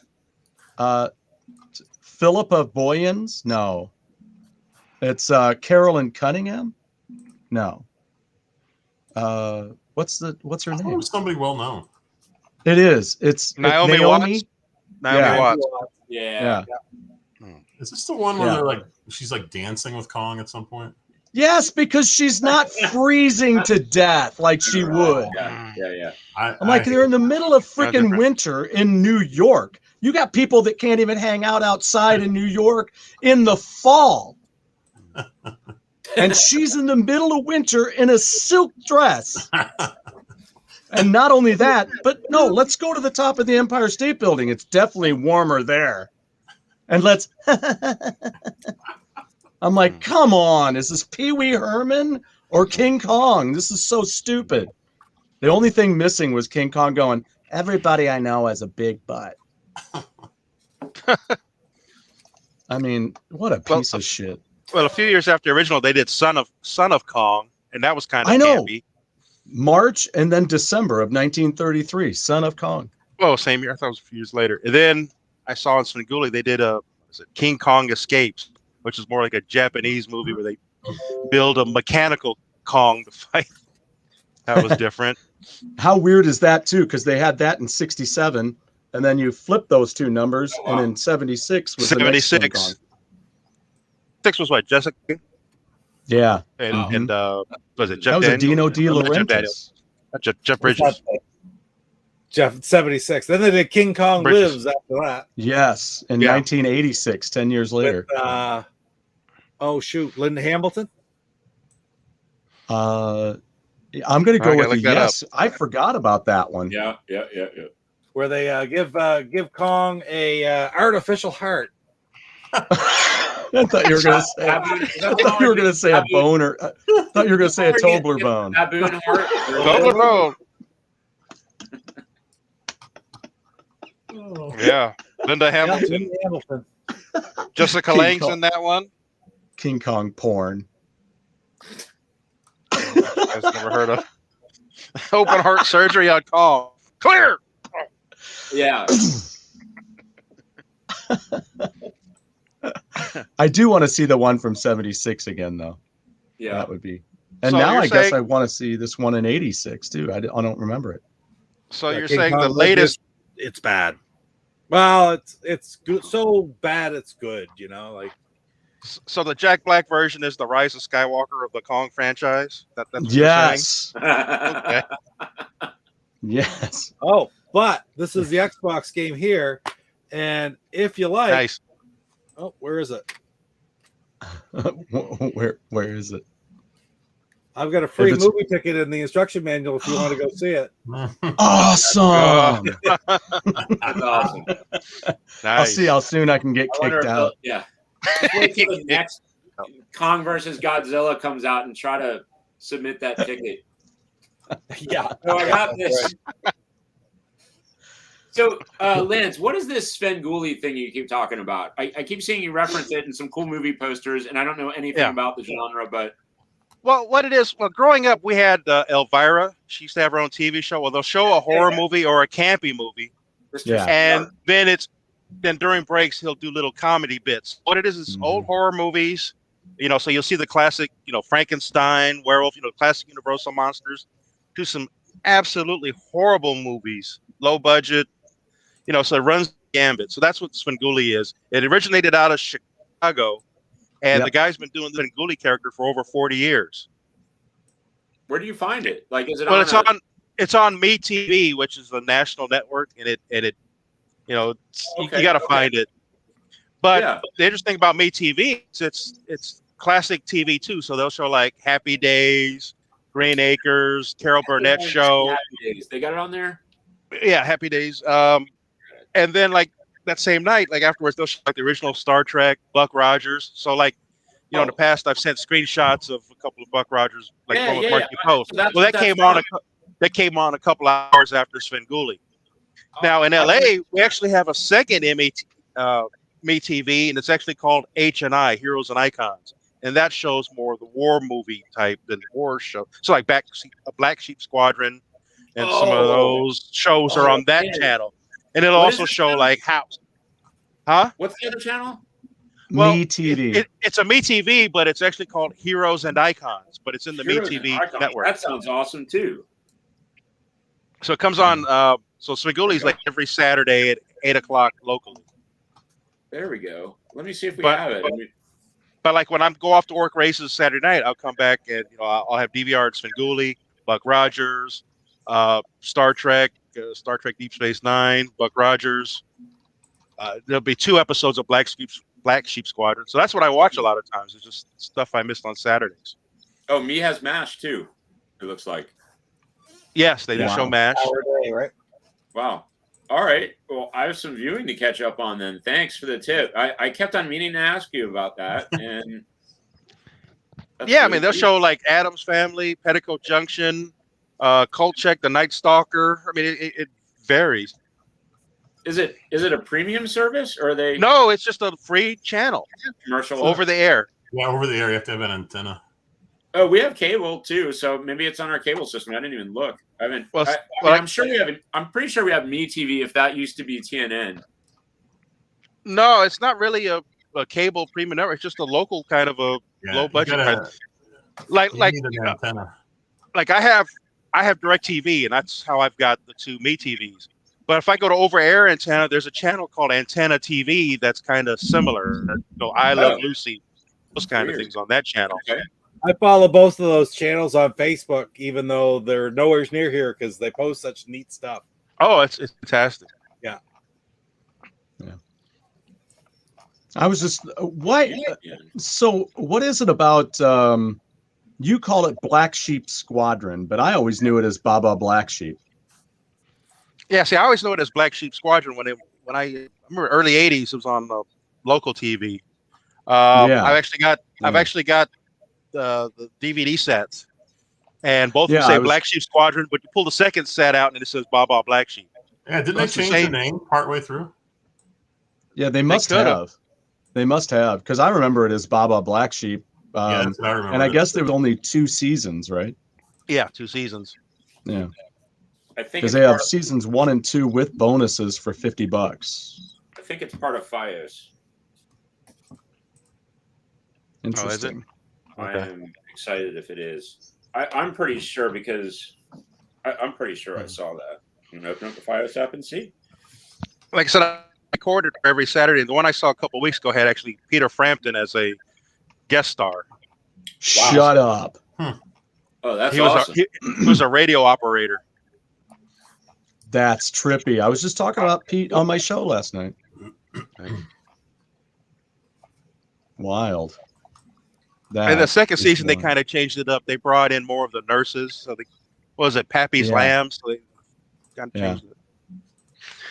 But another episode I saw, John LaRoquette from Night Court, that was one of his first big gigs. But also had Gordon Jump, who he was in a guest role, Arthur Carlson.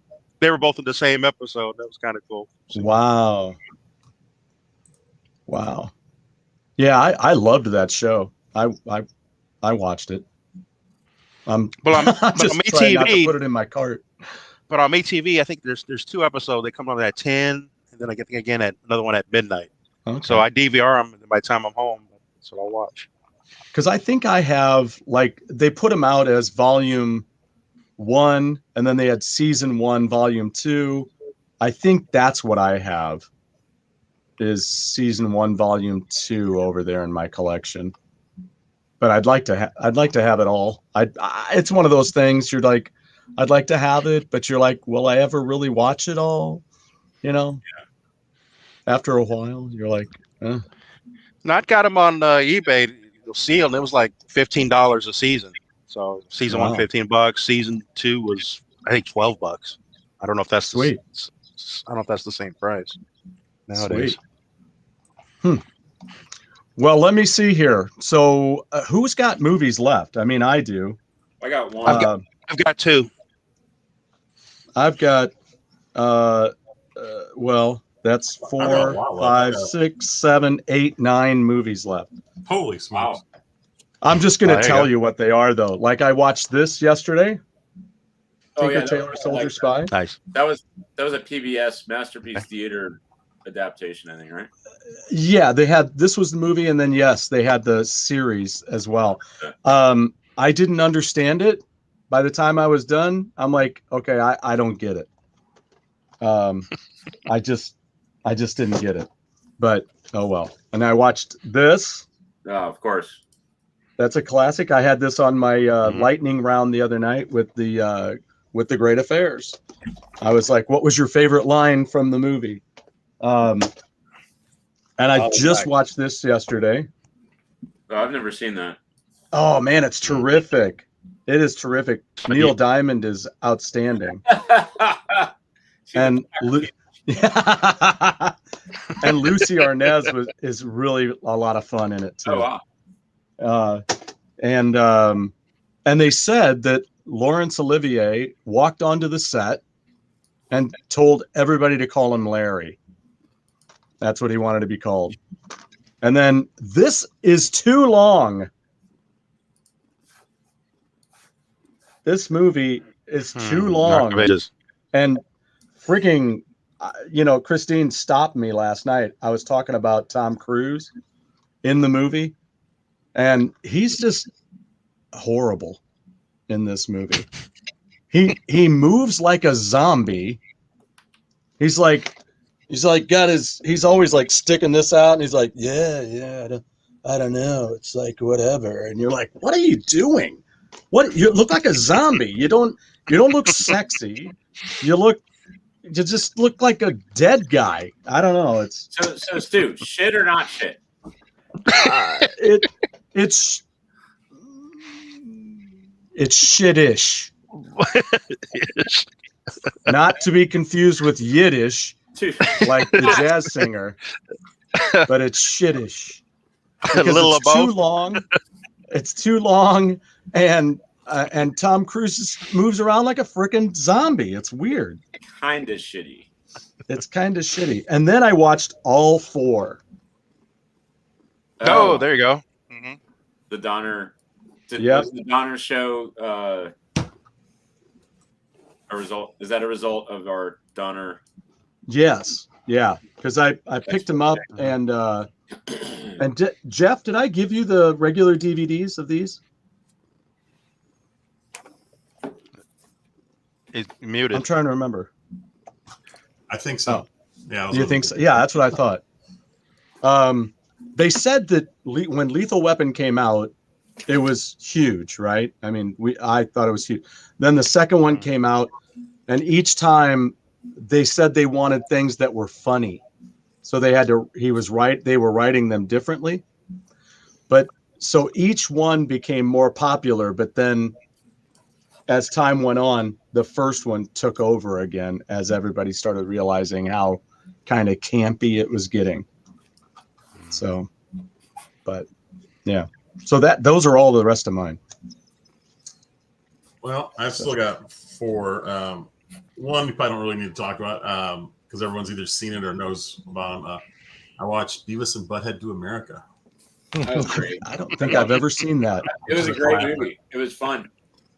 When that came out, I don't know if it was exactly when it came out or if we saw it. Maybe it came to like a dollar show or something. I can't remember.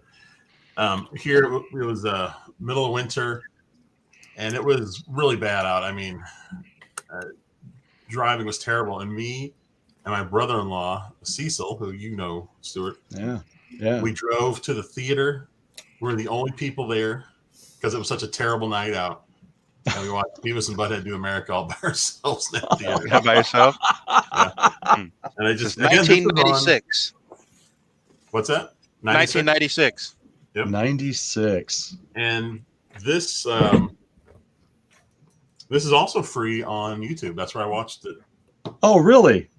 Yep, I'm pretty gonna sure. have to write these down. Yeah. Yeah. I enjoyed that. We saw it in the theater as well. What I liked about it, it was pretty much just another episode. You know, I'm not thrilled when they do a animated show to movie and they kind of change it around and stuff. Right. It was just Beavis and Butthead without the music videos. You know, it was just their typical stuff. Another one I watched, which I've already seen, but it's a documentary called Man vs. Snake. Oh, yeah. What? And Pete probably knows this. Nibbler. Yeah, it's about going for the high Nibbler. score on Nibbler, the arcade game, Oh, which is kind of an obscure game anyway. But Good show. it was really good. Oh, yeah. Yeah, there were some characters in there. It's kind of like King of Kong. You got guys going for the high score. You got some That was different great. characters and different storylines going on. I love King of Kong. Yeah. That was You would great. like Nibbler then, too, if you like King of Kong. Yeah. And I had never played Nibbler or anything. It didn't really make any difference. What's it called again? Sorry. Man Man versus Snake. Yeah, Huh. it's it's fun to watch. You don't have to like the game at all to like this movie. That's for Poor sure. guy named Timothy McVeigh. Oh, shit. Yeah, probably. It's interesting. When he was a kid, that's when he got the 1 billion points on Nibbler, and he lived in Ottumwa, Iowa, of all places, because that's where the Twin Galaxies was, the high score keepers. And Ottumwa, Iowa gave Tim McVeigh a Tim McVeigh Day. Got the key to the city. He got his own Nibbler arcade game. And he was what, like 16 or something? He was a kid. young. But then he said he ended up trading his Nibbler cabinet to a local arcade for, was it $50 in like tokens, I think. It was like nothing. Like, Whoa. what the heck? Hmm. Yeah, so the whole thing, though, is that Nibbler takes like 40 hours to get to the 1 billion points. So that's like the starting off point. So you've got to be awake for, and that's crazy, 40 hours. That's crazy. So with a judgment call like that to trade in like 50 tokens or something or whatever, I mean, you can assume at that point his judgment led him to go watch Rise of Skywalker, right?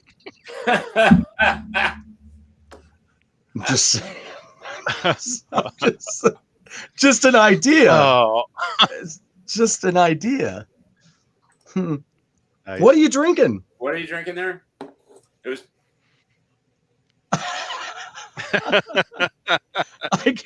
I can't read it. What's it say?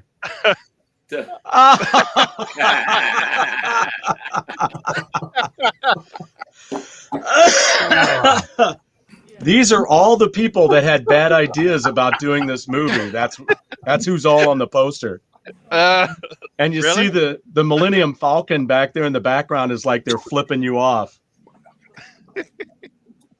It's like the big bird right there in the background. Look how happy this guy is. The Yeah. last 2 cans of maple cream ale that are probably in the province right now. So Wow. the last Yeah, the 2 guy cans- above Chewbacca. Check that out. Yeah, this guy. Right above Chewbacca. He loved being in that movie. Oh my god, Man, he looks really happy or completely lost. that's beautiful.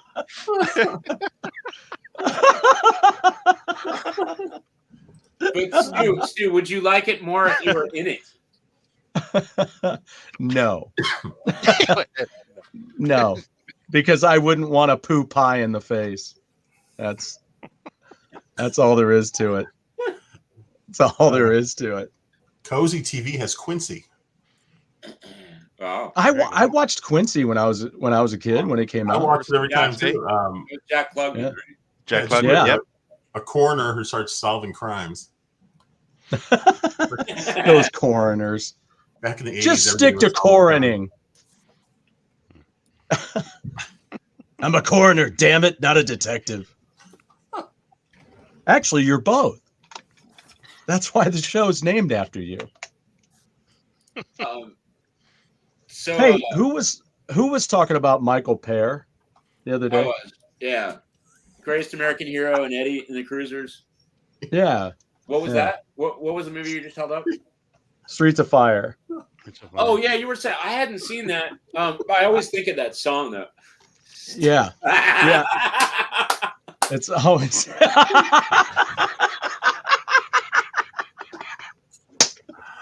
When Pete got up, his chair swiveled like half the way, Pete, and then all of a sudden, you saw the chair start moving a little bit more. Does Pete have a pad of paper attached to the back of that chair or like an easel?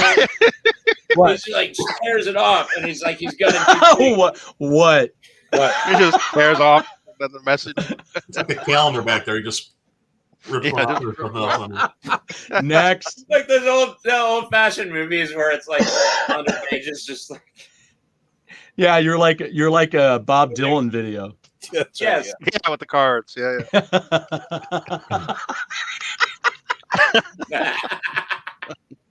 That's classic.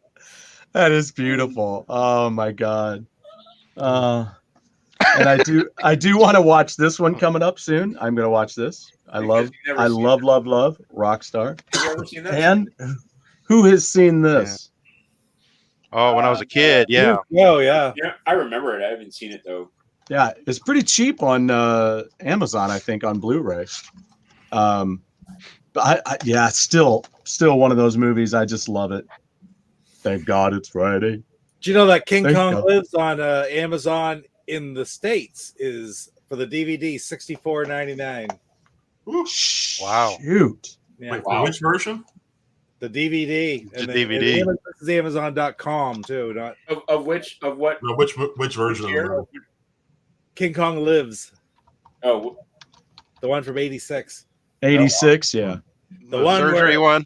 King Kong gets an artificial heart and he needs a blood transfusion, so they go back to the forest, find a female Kong, bring him in, they fall in love, but the blood transfusion works. that's And they escape. the worst. Finally, they shoot him down, and finally the artificial heart gives out. But Where do they get the blood? A little bit of stuff's going on, and Where do they get the blood? Where do they get the There's blood? there's a exactly. So there's ends up with baby Kong. So. But do you think Godzilla would ever donate a Donate. part to King Kong, like a liver, like? Well, You he's know, only got one. Godzilla, are we gonna He's see a only- movie where Godzilla donates his liver to King Kong out of compassion? Because we Did didn't you see see Monty compassion. Python: The Meaning of Life? You can't donate your liver. See, you talk about Part Quincy, of then the show goes medical. There you go. It's just mind-boggling. Like, did they really run out of ideas with that one? What were they thinking? Well, Yeah. You did see that compassion, though. I don't want to ruin it, but there's a. If you're going to see Kong versus Godzilla, I won't spoil it, but definitely see it. It's worth seeing.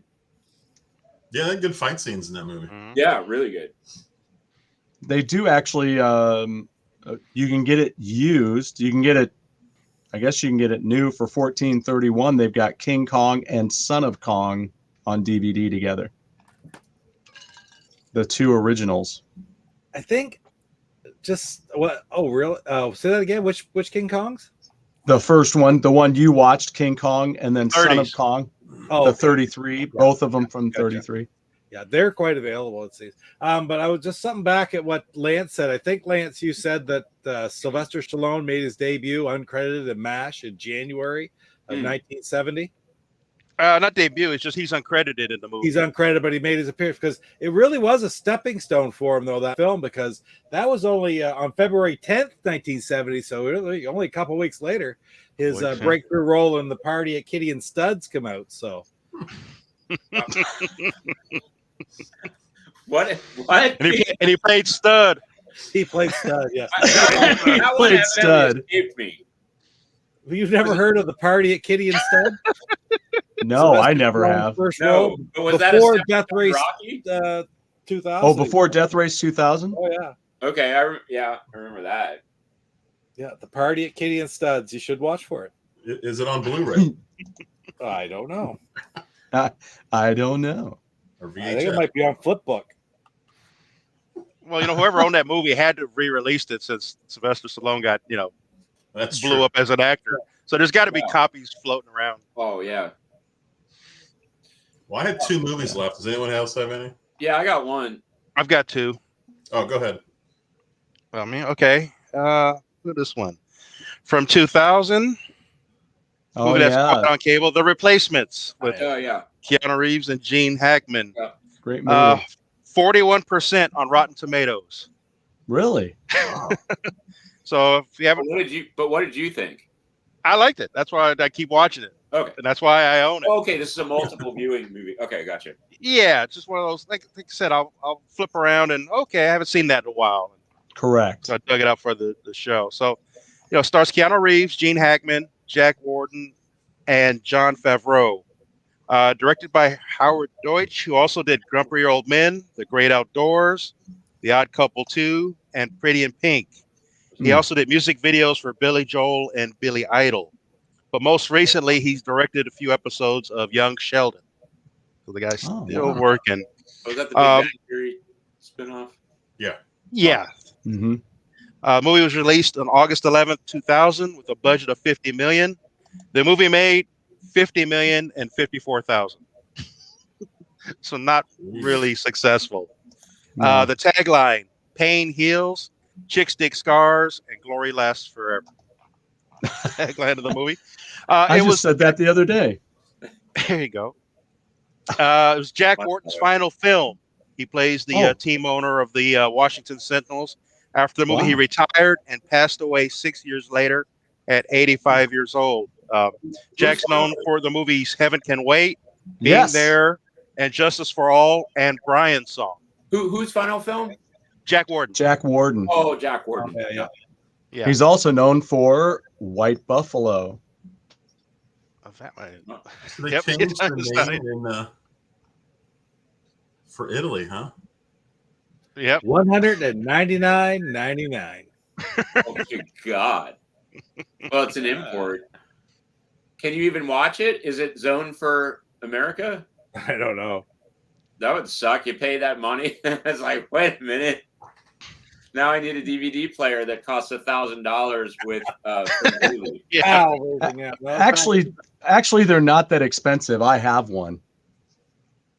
I have one that'll play European DVDs. Yeah.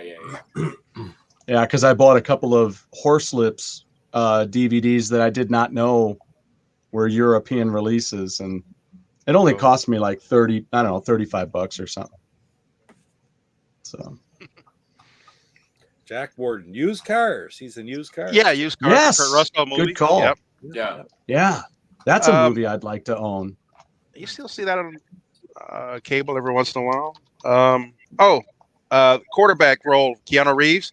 He plays a quarterback from Ohio State. Well, in 1991's Point Break, Reeves also played a former quarterback from Ohio State. Oh, that's trippy. That was a good movie. I like that movie. Plans for a sequel fell through. Now, if you're familiar with the movie, they had the character of Wilkinson, who was temporarily released from jail to play football. And in the movie, they put, instead of Wilkinson, they put Smith on the back of his jersey because that would raise suspicion and cause problems. Well, the actor that played him, a guy by the name of Michael Jace, well, he was convicted of second-degree murder of his wife in 2016 and sentenced to prison for 40 years to life. Wow. Not good. So it's comedy replacements that you see quite often. There you go, used cars. Oh, wow. Yeah. Oh, it's so cool you guys have laser discs. That's Yes. That's this is actually a video disc. It's not even a laser disc. Oh, video disc. Okay. Yeah. Wow. Select Yeah, Division. I have the laser disc. You do have a laser disc player though, don't you, Pete? No, or just that? Okay. Just that. Okay. Because I've got my laser disc player. Awesome.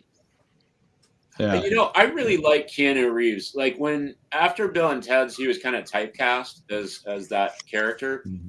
But I gotta say, I mean, I really like Keanu Reeves as a person, like as a human being. He seems like a really decent dude.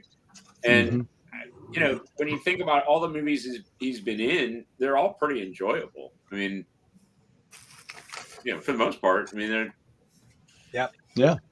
Yeah. Except for that third Matrix movie, maybe. Oh, yeah. Well, but you know what I mean. I mean, but that's again, that's another movie he was kind of typecast in, though. I mean, you know, it was from the Ted's He had thing, already. he was typecast as, and the Matrix. It's like, and there's not a lot of. He doesn't have like a lot of like personality in that movie. I mean, it's just like a cool movie, Mhm. but it's not a very. And this is just my opinion. It's just not a very dynamic character. But I think he is capable of, you know, playing a lot of different stuff. Yeah, well, and I think he shows that like in John Wick. I think those are John great. Wick's. I think Yeah. they're great movies. You know, Yeah. and I don't like violent movies that much, and I didn't think I was gonna like John Wick. I really like John Wick. Yeah, that It's a Oh. well done movie. God. I didn't the second one is probably my least favorite, but that third one, holy crap. That's good too. The Yeah. fight scenes in Yeah. that, jeez We whiz. gotta see it. We gotta see the other two. They're on our list. Jeez. He's got there's a scene in an old building where there's kind of some antique items, and it's just crazy. Crazy. Does anybody else have anything else left? Yeah, I got one. So, and we talked a little bit about it on the thread, but Tenet. It's I'll read the tagline. It's very hard to describe. It's a very complex movie.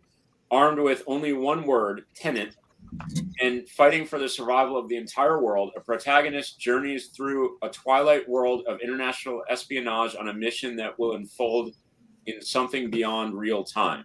So you could loosely talk about it as a time travel movie or a dimensional travel kind of movie, I guess. Okay. My problem with it, and it is a slick movie. It's Christopher Nolan, and it is very much a Christopher Nolan movie. Except I don't think Danny Elfman did the soundtrack. It was the guy, I believe, from that does the Mandalorian soundtrack. His name escapes me. Really good though. Wow.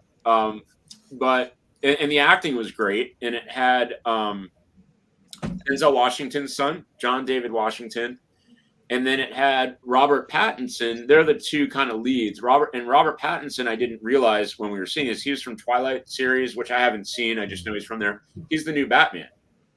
Yeah. Uh-huh. Yes. I did not realize that. So that'll be interesting to see. And again, the acting was great. It was a really interesting premise. It was extremely confusing. And for me, it was very thought-provoking, but it was confusing enough where it got frustrating. And I was kind of annoyed by how complex it was and how many twists and turns that just lost me. Like about halfway through the movie, just when I thought I got it, it just went off the deep end. And it definitely takes another watch. It's a long movie. I think it's like, was it 2.5 hours or something like it's a pretty long movie. If you have the patience, 2 hours and 30 minutes.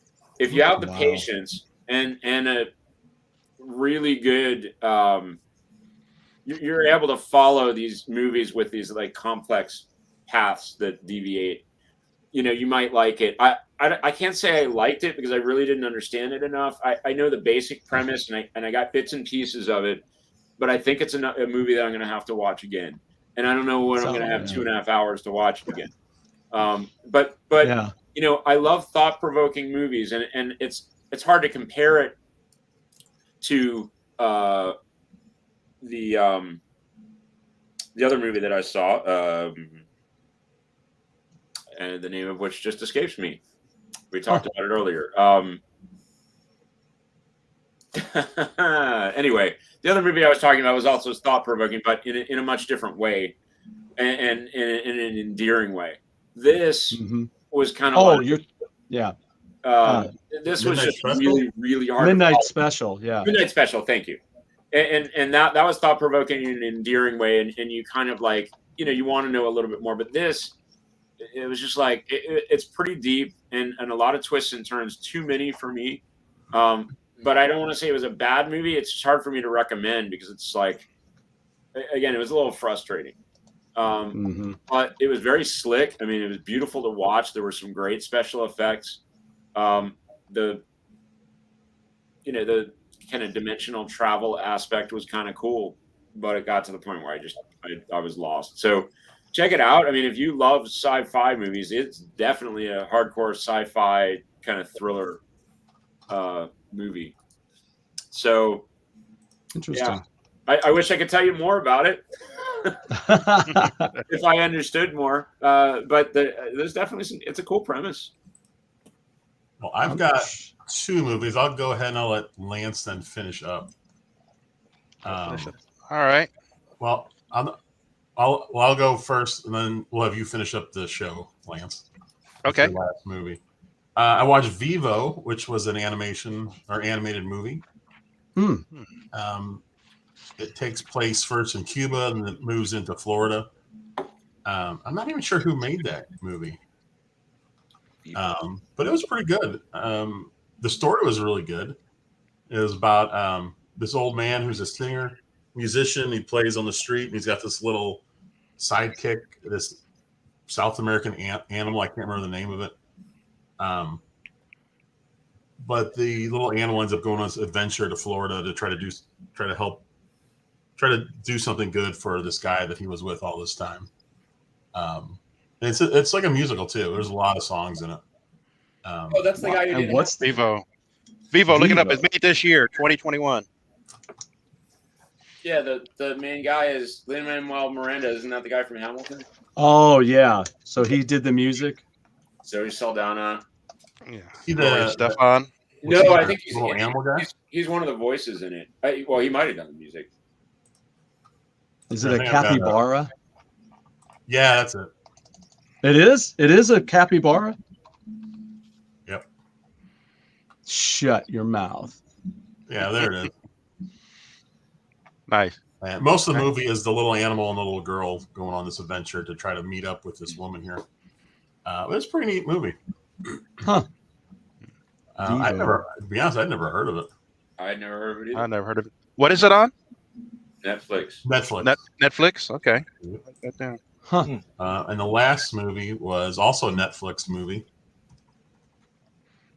Hope you guys have seen this. Is that showing up? Nope, that's not showing up. Well, this movie's called Gunpowder Milkshake. I've heard of that. No, what's that? It's pretty new. I think it's from this year as well. There's actually several well-known people in this movie. Oh, there's my girl Karen right there. Yep. Amy Pond from Doctor Who. Yeah. Is that Paul Giamatti? Yes. I love him. Anything he's in, I'll watch. Yeah, he was actually really good in this. He was in Rock of Ages. Was he? Yeah. Yeah. See Michelle Yeoh, Angela Bassett, Paul Giamatti. Yeah, I'm going to show this one picture here because it's got them all. Let's see, which one is it? Is it this one? Nope. Gunpowder Milkshake. All right, which one is it? And I recognize the gal with that's got the gun at the top there. Yeah, me too. Okay, here's the one I wanted to show. Let's see if I can get that to show. I wish I'm dragging these into the. Yeah, on the side there in the brand. Yeah, I'm wishing. Well, no. Well, I guess I could have done that, couldn't I? Yeah. That would have been easy. Dope. Silly boy. Hey, it's Luke. Hey, Luke. Hey, Luke. What's up, man? That's pretty slick. Luke. Luke, it's Luke. That reminds me, while you're doing that too, I watched Luca on Disney. Speaking of Disney and Luca. What's Luca? I've heard of it. Luca's it's the newest Pixar movie about a couple of sea creature boys who make their way out of the ocean. and about their adventure. It's in Italy. Takes place in Italy. So there you go. Okay. Oh Yeah, yeah, so yeah, it's yeah. yeah. Oh wow. Karen Gillan is really good in this. Yeah, that's the gal from Game of Thrones. What's funny is the names don't line up with the people. Correct, right. Are you sure that's not Paul That's Giamatti? not Paul That's very Giamatti. strange. It's like, and they must have cropped Paul out, and they kept all the names. The Well, they movie were- itself is it's very violent, as you can tell. They all have weapons in their hands. Yeah. But it is like a super stylized type movie. Kind of like Sucker Punch. Yeah, something like that. You know, it's way over the top. It was fun to watch though. Is it like a Tarantino kind of thing? Yeah, I guess so. I mean, it's basically what happens is the Karen Gillan is a like a hit woman, and she followed in the footsteps of her mom, and that's where the story goes. And yeah, it's pretty brutal with the violence, and it's got some funny moments in between the mass murders. Does it have some good music in it? I don't remember. Is there? Oh, okay. I don't know. Because that's like, who's seen Atomic Blonde? Anybody? I think I saw it Oh, a few years ago. That's a good movie, and the soundtrack is amazing. Soundtrack is amazing. The movie that Jeff was talking about, the music related one on Netflix, it reminded me of the two Disney movies that I know we had covered that before, but Coco and okay. Soul. Coco. And Yeah, Soul, I've Soul. seen both of those. Yep. fantastic. Like, I loved Coco, but Those were good. Soul was even more so. And Soul was deep. I was like, wow, really? deep, and a great soundtrack. You know, the combination of Trent Reznor and the jazz guy. I think it's Stephen Colbert's musical director. I can't think of his name, but yeah, it was a very deep movie, but it was just really good. That's another one of those movies you forget you're watching animation and you just get so into the story. Yeah. And I don't usually watch a lot of animated stuff. I mean, I like it, but those two in particular were fantastic. Yeah. Yeah. All right, Lance, you're up. All right. My last movie from 2003, The Italian Job. Oh, 73% on Rotten Tomatoes. And if you're not familiar with it, it's after being portrayed and left for dead in Italy, a thief and his team plan a gold heist against a former ally. Mark Wahlberg, Charlize Theron, Jason Statham, Edward Norton, and Donald Sutherland. great. Directed by F. Gary Gray, who also did The Negotiator, Men in Black International, Be Cool, Straight Outta Compton. But before he directed movies, he was known for doing music videos. So he worked with Ice Cube, Cypress Hill, Will Smith, Whitney Houston. The tagline is "Get in, get out, get even." It's a loose. I've never seen the original, but it's of a 1969 British crime comedy with Michael Caine and Benny Hill. Yep. It's good. Hill. Well, yeah, Benny Hill and a crime. I own both. Yeah, I own both versions. I knew there was an original, but Benny Hill was the last person I would think of in that role. In that movie. The ending to the original was very interesting. It was a complete cliffhanger, and there was a moment where I was like, okay, why would you do that? But yeah, no, the original ends with you going, I can't even believe this guy just fucked this up. Oh, okay. So yeah, it's ridiculous how it ends. But I enjoyed the new one. That was pretty cool. Yeah, the new one was very enjoyable. Driving school. All the main cast had to go to stunt driving school, And Jason Statham also had 2 days of instruction from Damon Hill, who was a ex-world champion Formula One driver. All the cast members acknowledged that Charlize Theron was the best driver. Now, speaking of Charlize Theron, during production, she got 2 speeding tickets while driving in her own car, both for going 40 miles over the speed limit. Wow. It overtakes you. You got to be careful. Yes, can't drop the hammer down all the time. No. There were plans for a sequel called The Bazillion Job that was slated to start the following year, 2004, but it's never been produced. It's kind of up into the air. The movie is known for all the Mini Coopers that the thieves used. Yeah. 32 Mini Coopers were used in the filming of this movie. Wow. Filming on location. Yeah, probably. And filming on location proved challenging. The opening high sequence in Venice, Italy, was strictly monitored by the authorities because, the boats are going way too fast for the town. Also, they filmed in the Italian Alps under freezing conditions. Guns would jam, and a bottle of water would freeze within walking 40 feet. So it's extreme cold up there. And in Hollywood, pedestrians had to be allowed to use the sidewalks during takes. And that's it. And they also had to deal with LA traffic, which filming on the freeways and city streets, they had to do it on weekends. So very enjoyable movie. I've never seen the original. I'm more interested now. I mentioned that ending. So that might be worth looking in. And finding out Benny Hill, of all people, was in a serious movie. Yeah. Yeah, I was very fortunate to work at a book warehouse where they had a bunch of DVDs and some Blu-rays. And so then they were always cool if you just wanted to go in and pick out, 4 or 5, 6 DVDs and take them home. Oh, so, cool. Yeah. But yeah, no, check out the original. Michael Caine is amazing. I still want to check out one of his films called. Yeah.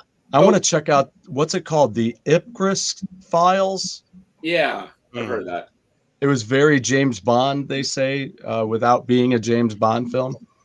Except Jaws 4. He wasn't good in Jaws 4. Oh. I'm glad to hear you say something like that, Pete. I just want to hear you say it was shit. I forgot Michael Caine was in Tenet, sort of. Oh, was it really? Oh, okay. Interesting. Briefly, yeah. He was in Victory with Stallone. Stallone, yeah. I remember that. I have one of his first movies called Zulu, where it's English versus Zulu fighters. Boer War, right? That was one of his. Not the Boer War. It was against the Zulus. Yeah.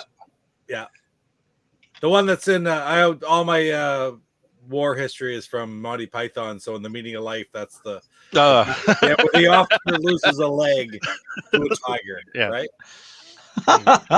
Well, that's a movie night right there, Monty Python. Yeah, there you go. Hey, I need to rewatch. I watched the only one I actually really remember is Meaning of Life, because I saw the other ones when I was much younger, and I had a problem understanding some of the dialogue because with the thick British accents. So I want to go back and see those. Even Holy Grail? I mean, I remember bits and pieces. It's been so long since I've seen them, but I need to see them again. Those are on my list. And then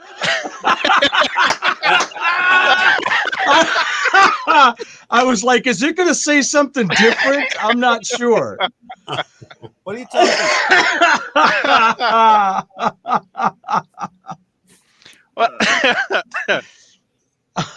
There you go. Perfect. Oh, wow. Is that the Muppets? If you want to attack your neighbors, they got the cows in the top to. That's awesome. What a cool package, too. Yeah. That's what she said.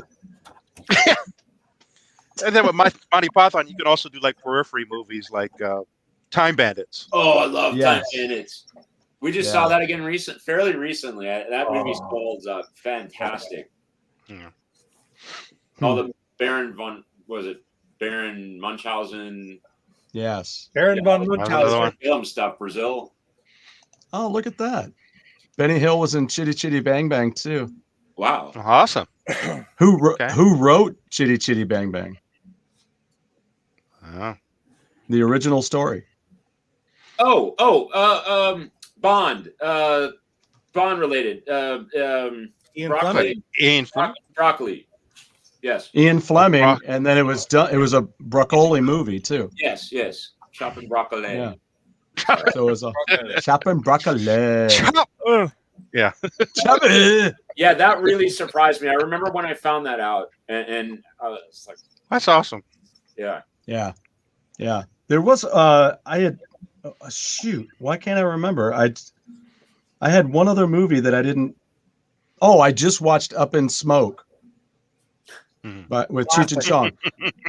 The reason that stuff that was said earlier tonight, I wanted to make sure that I came back to that. Tom Skerritt plays Strawberry. Yeah. Cheech Marin's cousin, who has a big has the flashback birthmark on the neck, and he's having flashbacks to the Vietnam. So Tom Skerritt, I watched him today, oddly enough, has a 68th birthday. And there was one other thing that you mentioned earlier, Jeff. It was one of your movies. What was it? And well, let's see. What did I watch? It was Beavis and I was like, Three Stooges? Okay. Three Stooges. Yeah, Three Stooges. Oh, the Three Stooges. He's a huge fan.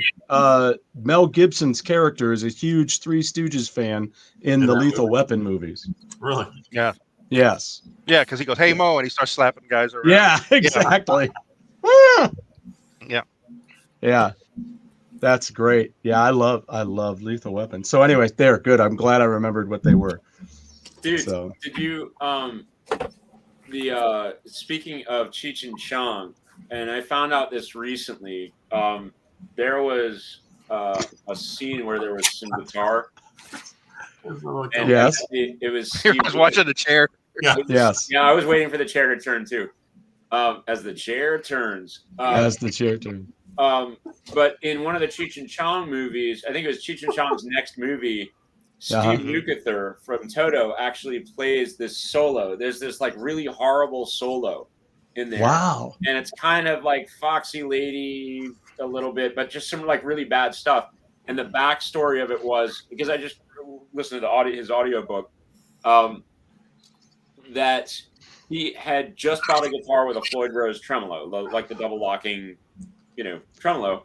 And he was just trying it out, and he was showing off. He was like, "This thing never goes out of tune," and he's like just making these obnoxious noises. And he ends by like throwing the guitar, and it's like he picks it up again, and it's still in tune. And then so later on, Cheech and Chong were like, "Hey, thanks," and he's like, "What are you talking about?" And he's like, "Your guitar solo," and he's credited in the movie, and he actually gets royalties from it. Wow. And he's like, "That's the worst thing I've ever recorded." And it wasn't even, I didn't even know it was going to be, but anyway, so it was part of a Cheech and Chong movie. It was the next movie? Was that when they go to like the Guitar Center or wherever it is? Yes. That's start playing? Yes. Okay. That's exactly it. But I mean, he's not on screen, but yeah. Wow. I gotta go. That Cheech and Chong, that's another night. I need to go back and watch those. I haven't seen those. Yeah, I archived a bunch of their records today. The wedding album, Los Cochinos, Cheech and Chong, let's make a new drug deal. Get out of my room. It's like I need to hear some of these again because I really don't remember. I mean, I remember Earache My Eye. Yeah. Well, they got that concert movie that's on cable now. Hey, watch this. I mean, it's been out. Oh, do they? It's probably 10 years old now. What is it? It's called. I went and saw that. Watch this. Actually, Hey, watch this. But it's got a lot of their classic skits. But they're, it's probably 10 years old. Yeah. Well, 10 years ago, we went and saw them live here in town. So it was great. Oh. Yeah. Nice. Did you see Let's make a new dope deal.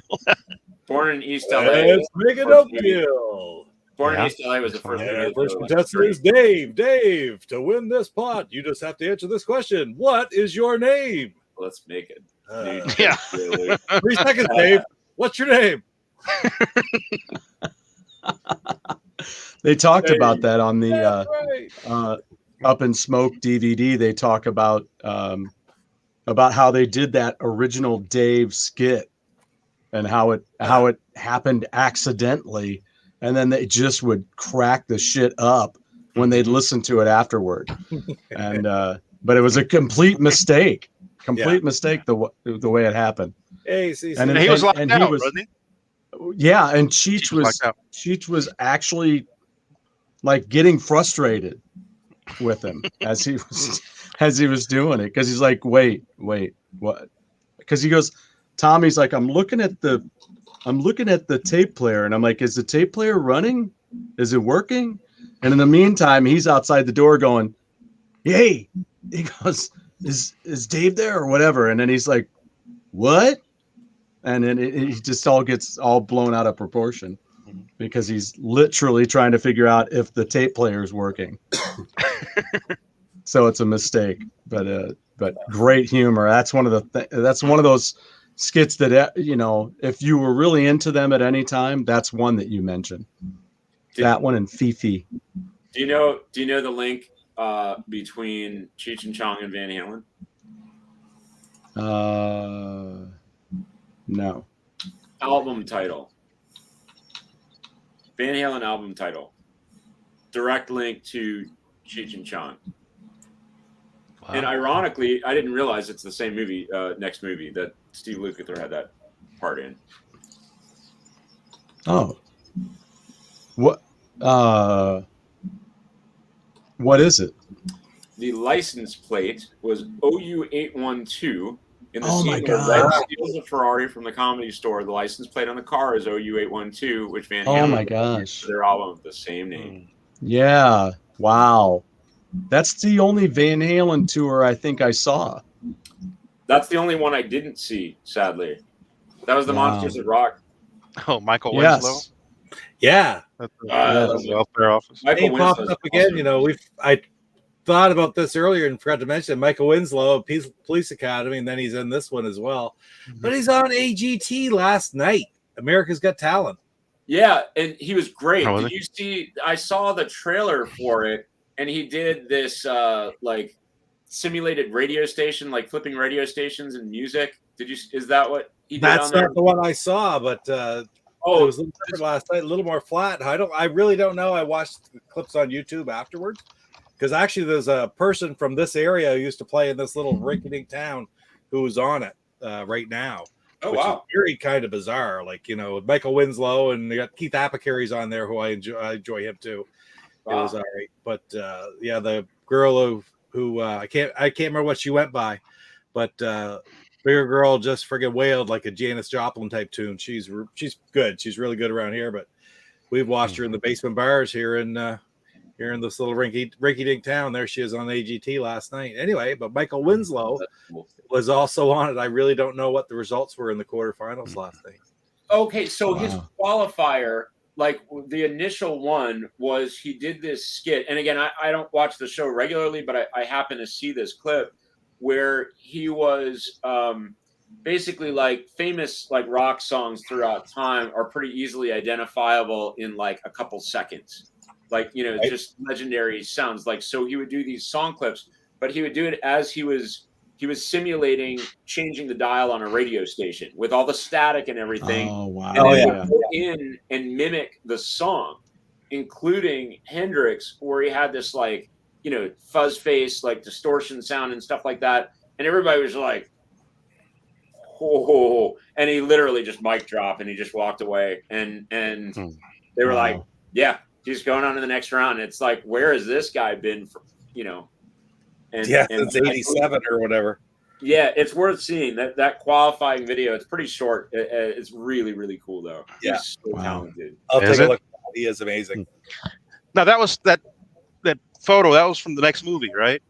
Yes. That was 1980. Doesn't seem that late. 1980. Wow. No, I know. I want to go back and see it. I haven't seen that. don't I'm looking at know. the IMDb page. So, Pee Wee Herman, Paul Rubens is in that movie. Yes. Yeah. Andy The McClure, Hamburger Man. Yeah. Cassandra Peterson, who was Elvira, Oh, Rita yeah. Wilson, who married Tom Hanks. They were in Volunteers together, Yeah. and Michael Winslow and Phil Hartman had a bit part in that movie. That I don't remember. Let's see. Now, I want to go back. I want to go on a marathon of Cheech and Chong movies one rainy weekend. Well, how many did they have? 5? It depends on what you consider. Was Born in East LA a Cheech and Chong movie? Yeah, not in the traditional sense. Not in the traditional sense, but that song ended up on their album together, though. Yeah. I don't know, like 4 or 5 minutes. So they had Up in Smoke, the next movie, Nice Dreams, Corsican Brothers, and what else? I forgot about the Corsican Brothers. They had Get Out of My Room, which is more of a bunch of bits just put together. It wasn't a real movie. It was almost kind of like a behind the scenes. Was the 4th Still one Smoking. Still Smoking. Yeah. Still Smoking. Yeah, that was the other one. So that's 5. Then. And then Get Out of My Room, which is okay, so 6 technically. And Hey, Watch This. That was the from about 10 years ago. Okay. I mean, I remember seeing part of the Corsican Brothers on cable back in the day, but it was just too far. It was just like, I don't think I finished watching that. That was the only one. I don't know, maybe I actually saw that in the theater. I remember seeing it on. Wanted to leave. On I TV. can't remember. I gotta go. I don't think I've left many movies. There's very few that I've wanted to leave and almost left. The Lobster was one of them that I really wanted to leave. I watched that whole thing. Oh, you did finally watch it? I watched it a couple years ago. I saw it on some list somewhere about I like off the wall movies like that, and it was long and hard to watch. It was force yourself through it. Yeah, I didn't. I really Rise of Skywalker. A lot of people that left the Oh, theater. that's great. We were one of buddies only a too few loved people. Rise of We were Skywalker. only one of only a few people that stayed. A lot of people walked out. Really? Yeah. Well, Rise of Skywalker, like being dragged through glass. I believe that I stayed. Back to Luke. We watched that Netflix or something like that or something here. I don't know. I was at home. I watched it. I stayed through it. Chrissy said, "No, that's enough for me." And she The went thing on with to the something. dog, like that was too much. I don't really remember it. You probably What's the name of the movie? It was very The Lobster. It The was Lobster. very, very cruel. There was a lot of animal cruelty in it. Like, and I'm not I'm not like super animal rights activist kind of thing. Well, but yeah, but still, I mean, you're like, if you like dogs and you like life in general. Oh yeah. Like, Okay, really too much. but the story of it is, I mean- people were turned into animals, so it was against the people, not the animal. But they Yeah, were but still, it was just it's bizarre. It was painful. yeah. And they're I mean, that's these just guys are known not for that. entertainment. Yeah. The one thing I wanted to mention was because it was kind of a prominent moment, and it actually it appears on the soundtrack as well, when Ernie Hudson is in a scene in The Jazz Singer. So keep your eye out for that Really, I didn't. whenever you watch it. And JD, I'm still waiting for you to watch House. Yeah, So hopefully one day you'll see it. I will. I promise. Because it's right up your alley. I mean, it just like I was telling Jeff, Loki, I can't wait for him to watch Loki. Yeah. Same thing for you with House. Knowing what you like, Yeah. that's one of the greatest films, like Fright Night. Yeah. It's that good, where it's just right up that alley, where it's humor and horror. It's The Lost Boys, another great humor horror movie. I didn't realize George Wendt is in that. Yeah. I knew William Pat. Richard Mall.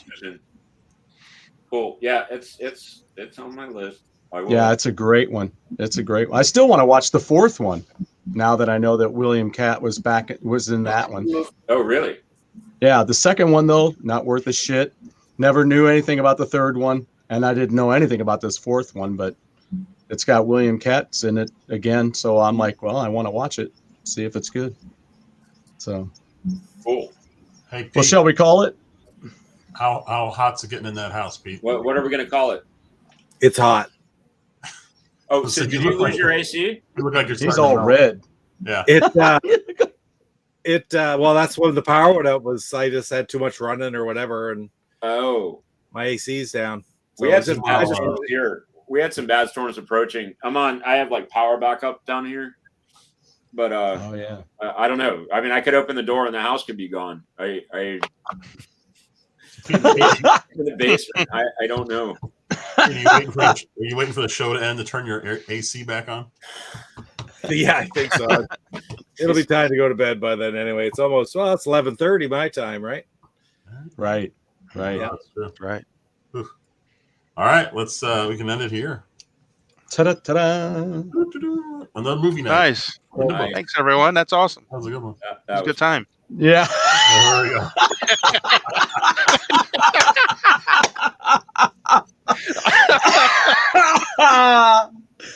You better hit the end button now. That's perfect. I didn't know if that's perfect. That's as good as any closing segment. Oh, that's fantastic.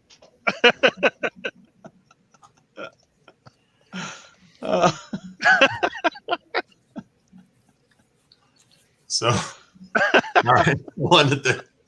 I think Pete may have run out of paper. He's gonna have to just use toilet paper next time. Oh God. Leah Thompson. I want to say something about that. Are we done? We're done, or should we be done? We should be done, but I don't I think guess we're if done. you're quick, I think Pete's lost 10 pounds of sweat just during the show. All right, I'm gonna end it. All right, we'll play your opening on the way out here, Pete. Yeah, I was gonna say. Okay, so not yet. Okay, go ahead. All right. Holy crap, Coco. This was from Switzerland. What the hell do I have now? Ordered 3 Wednesdays ago. From Switzerland? That's where they make Toblerone. I don't know.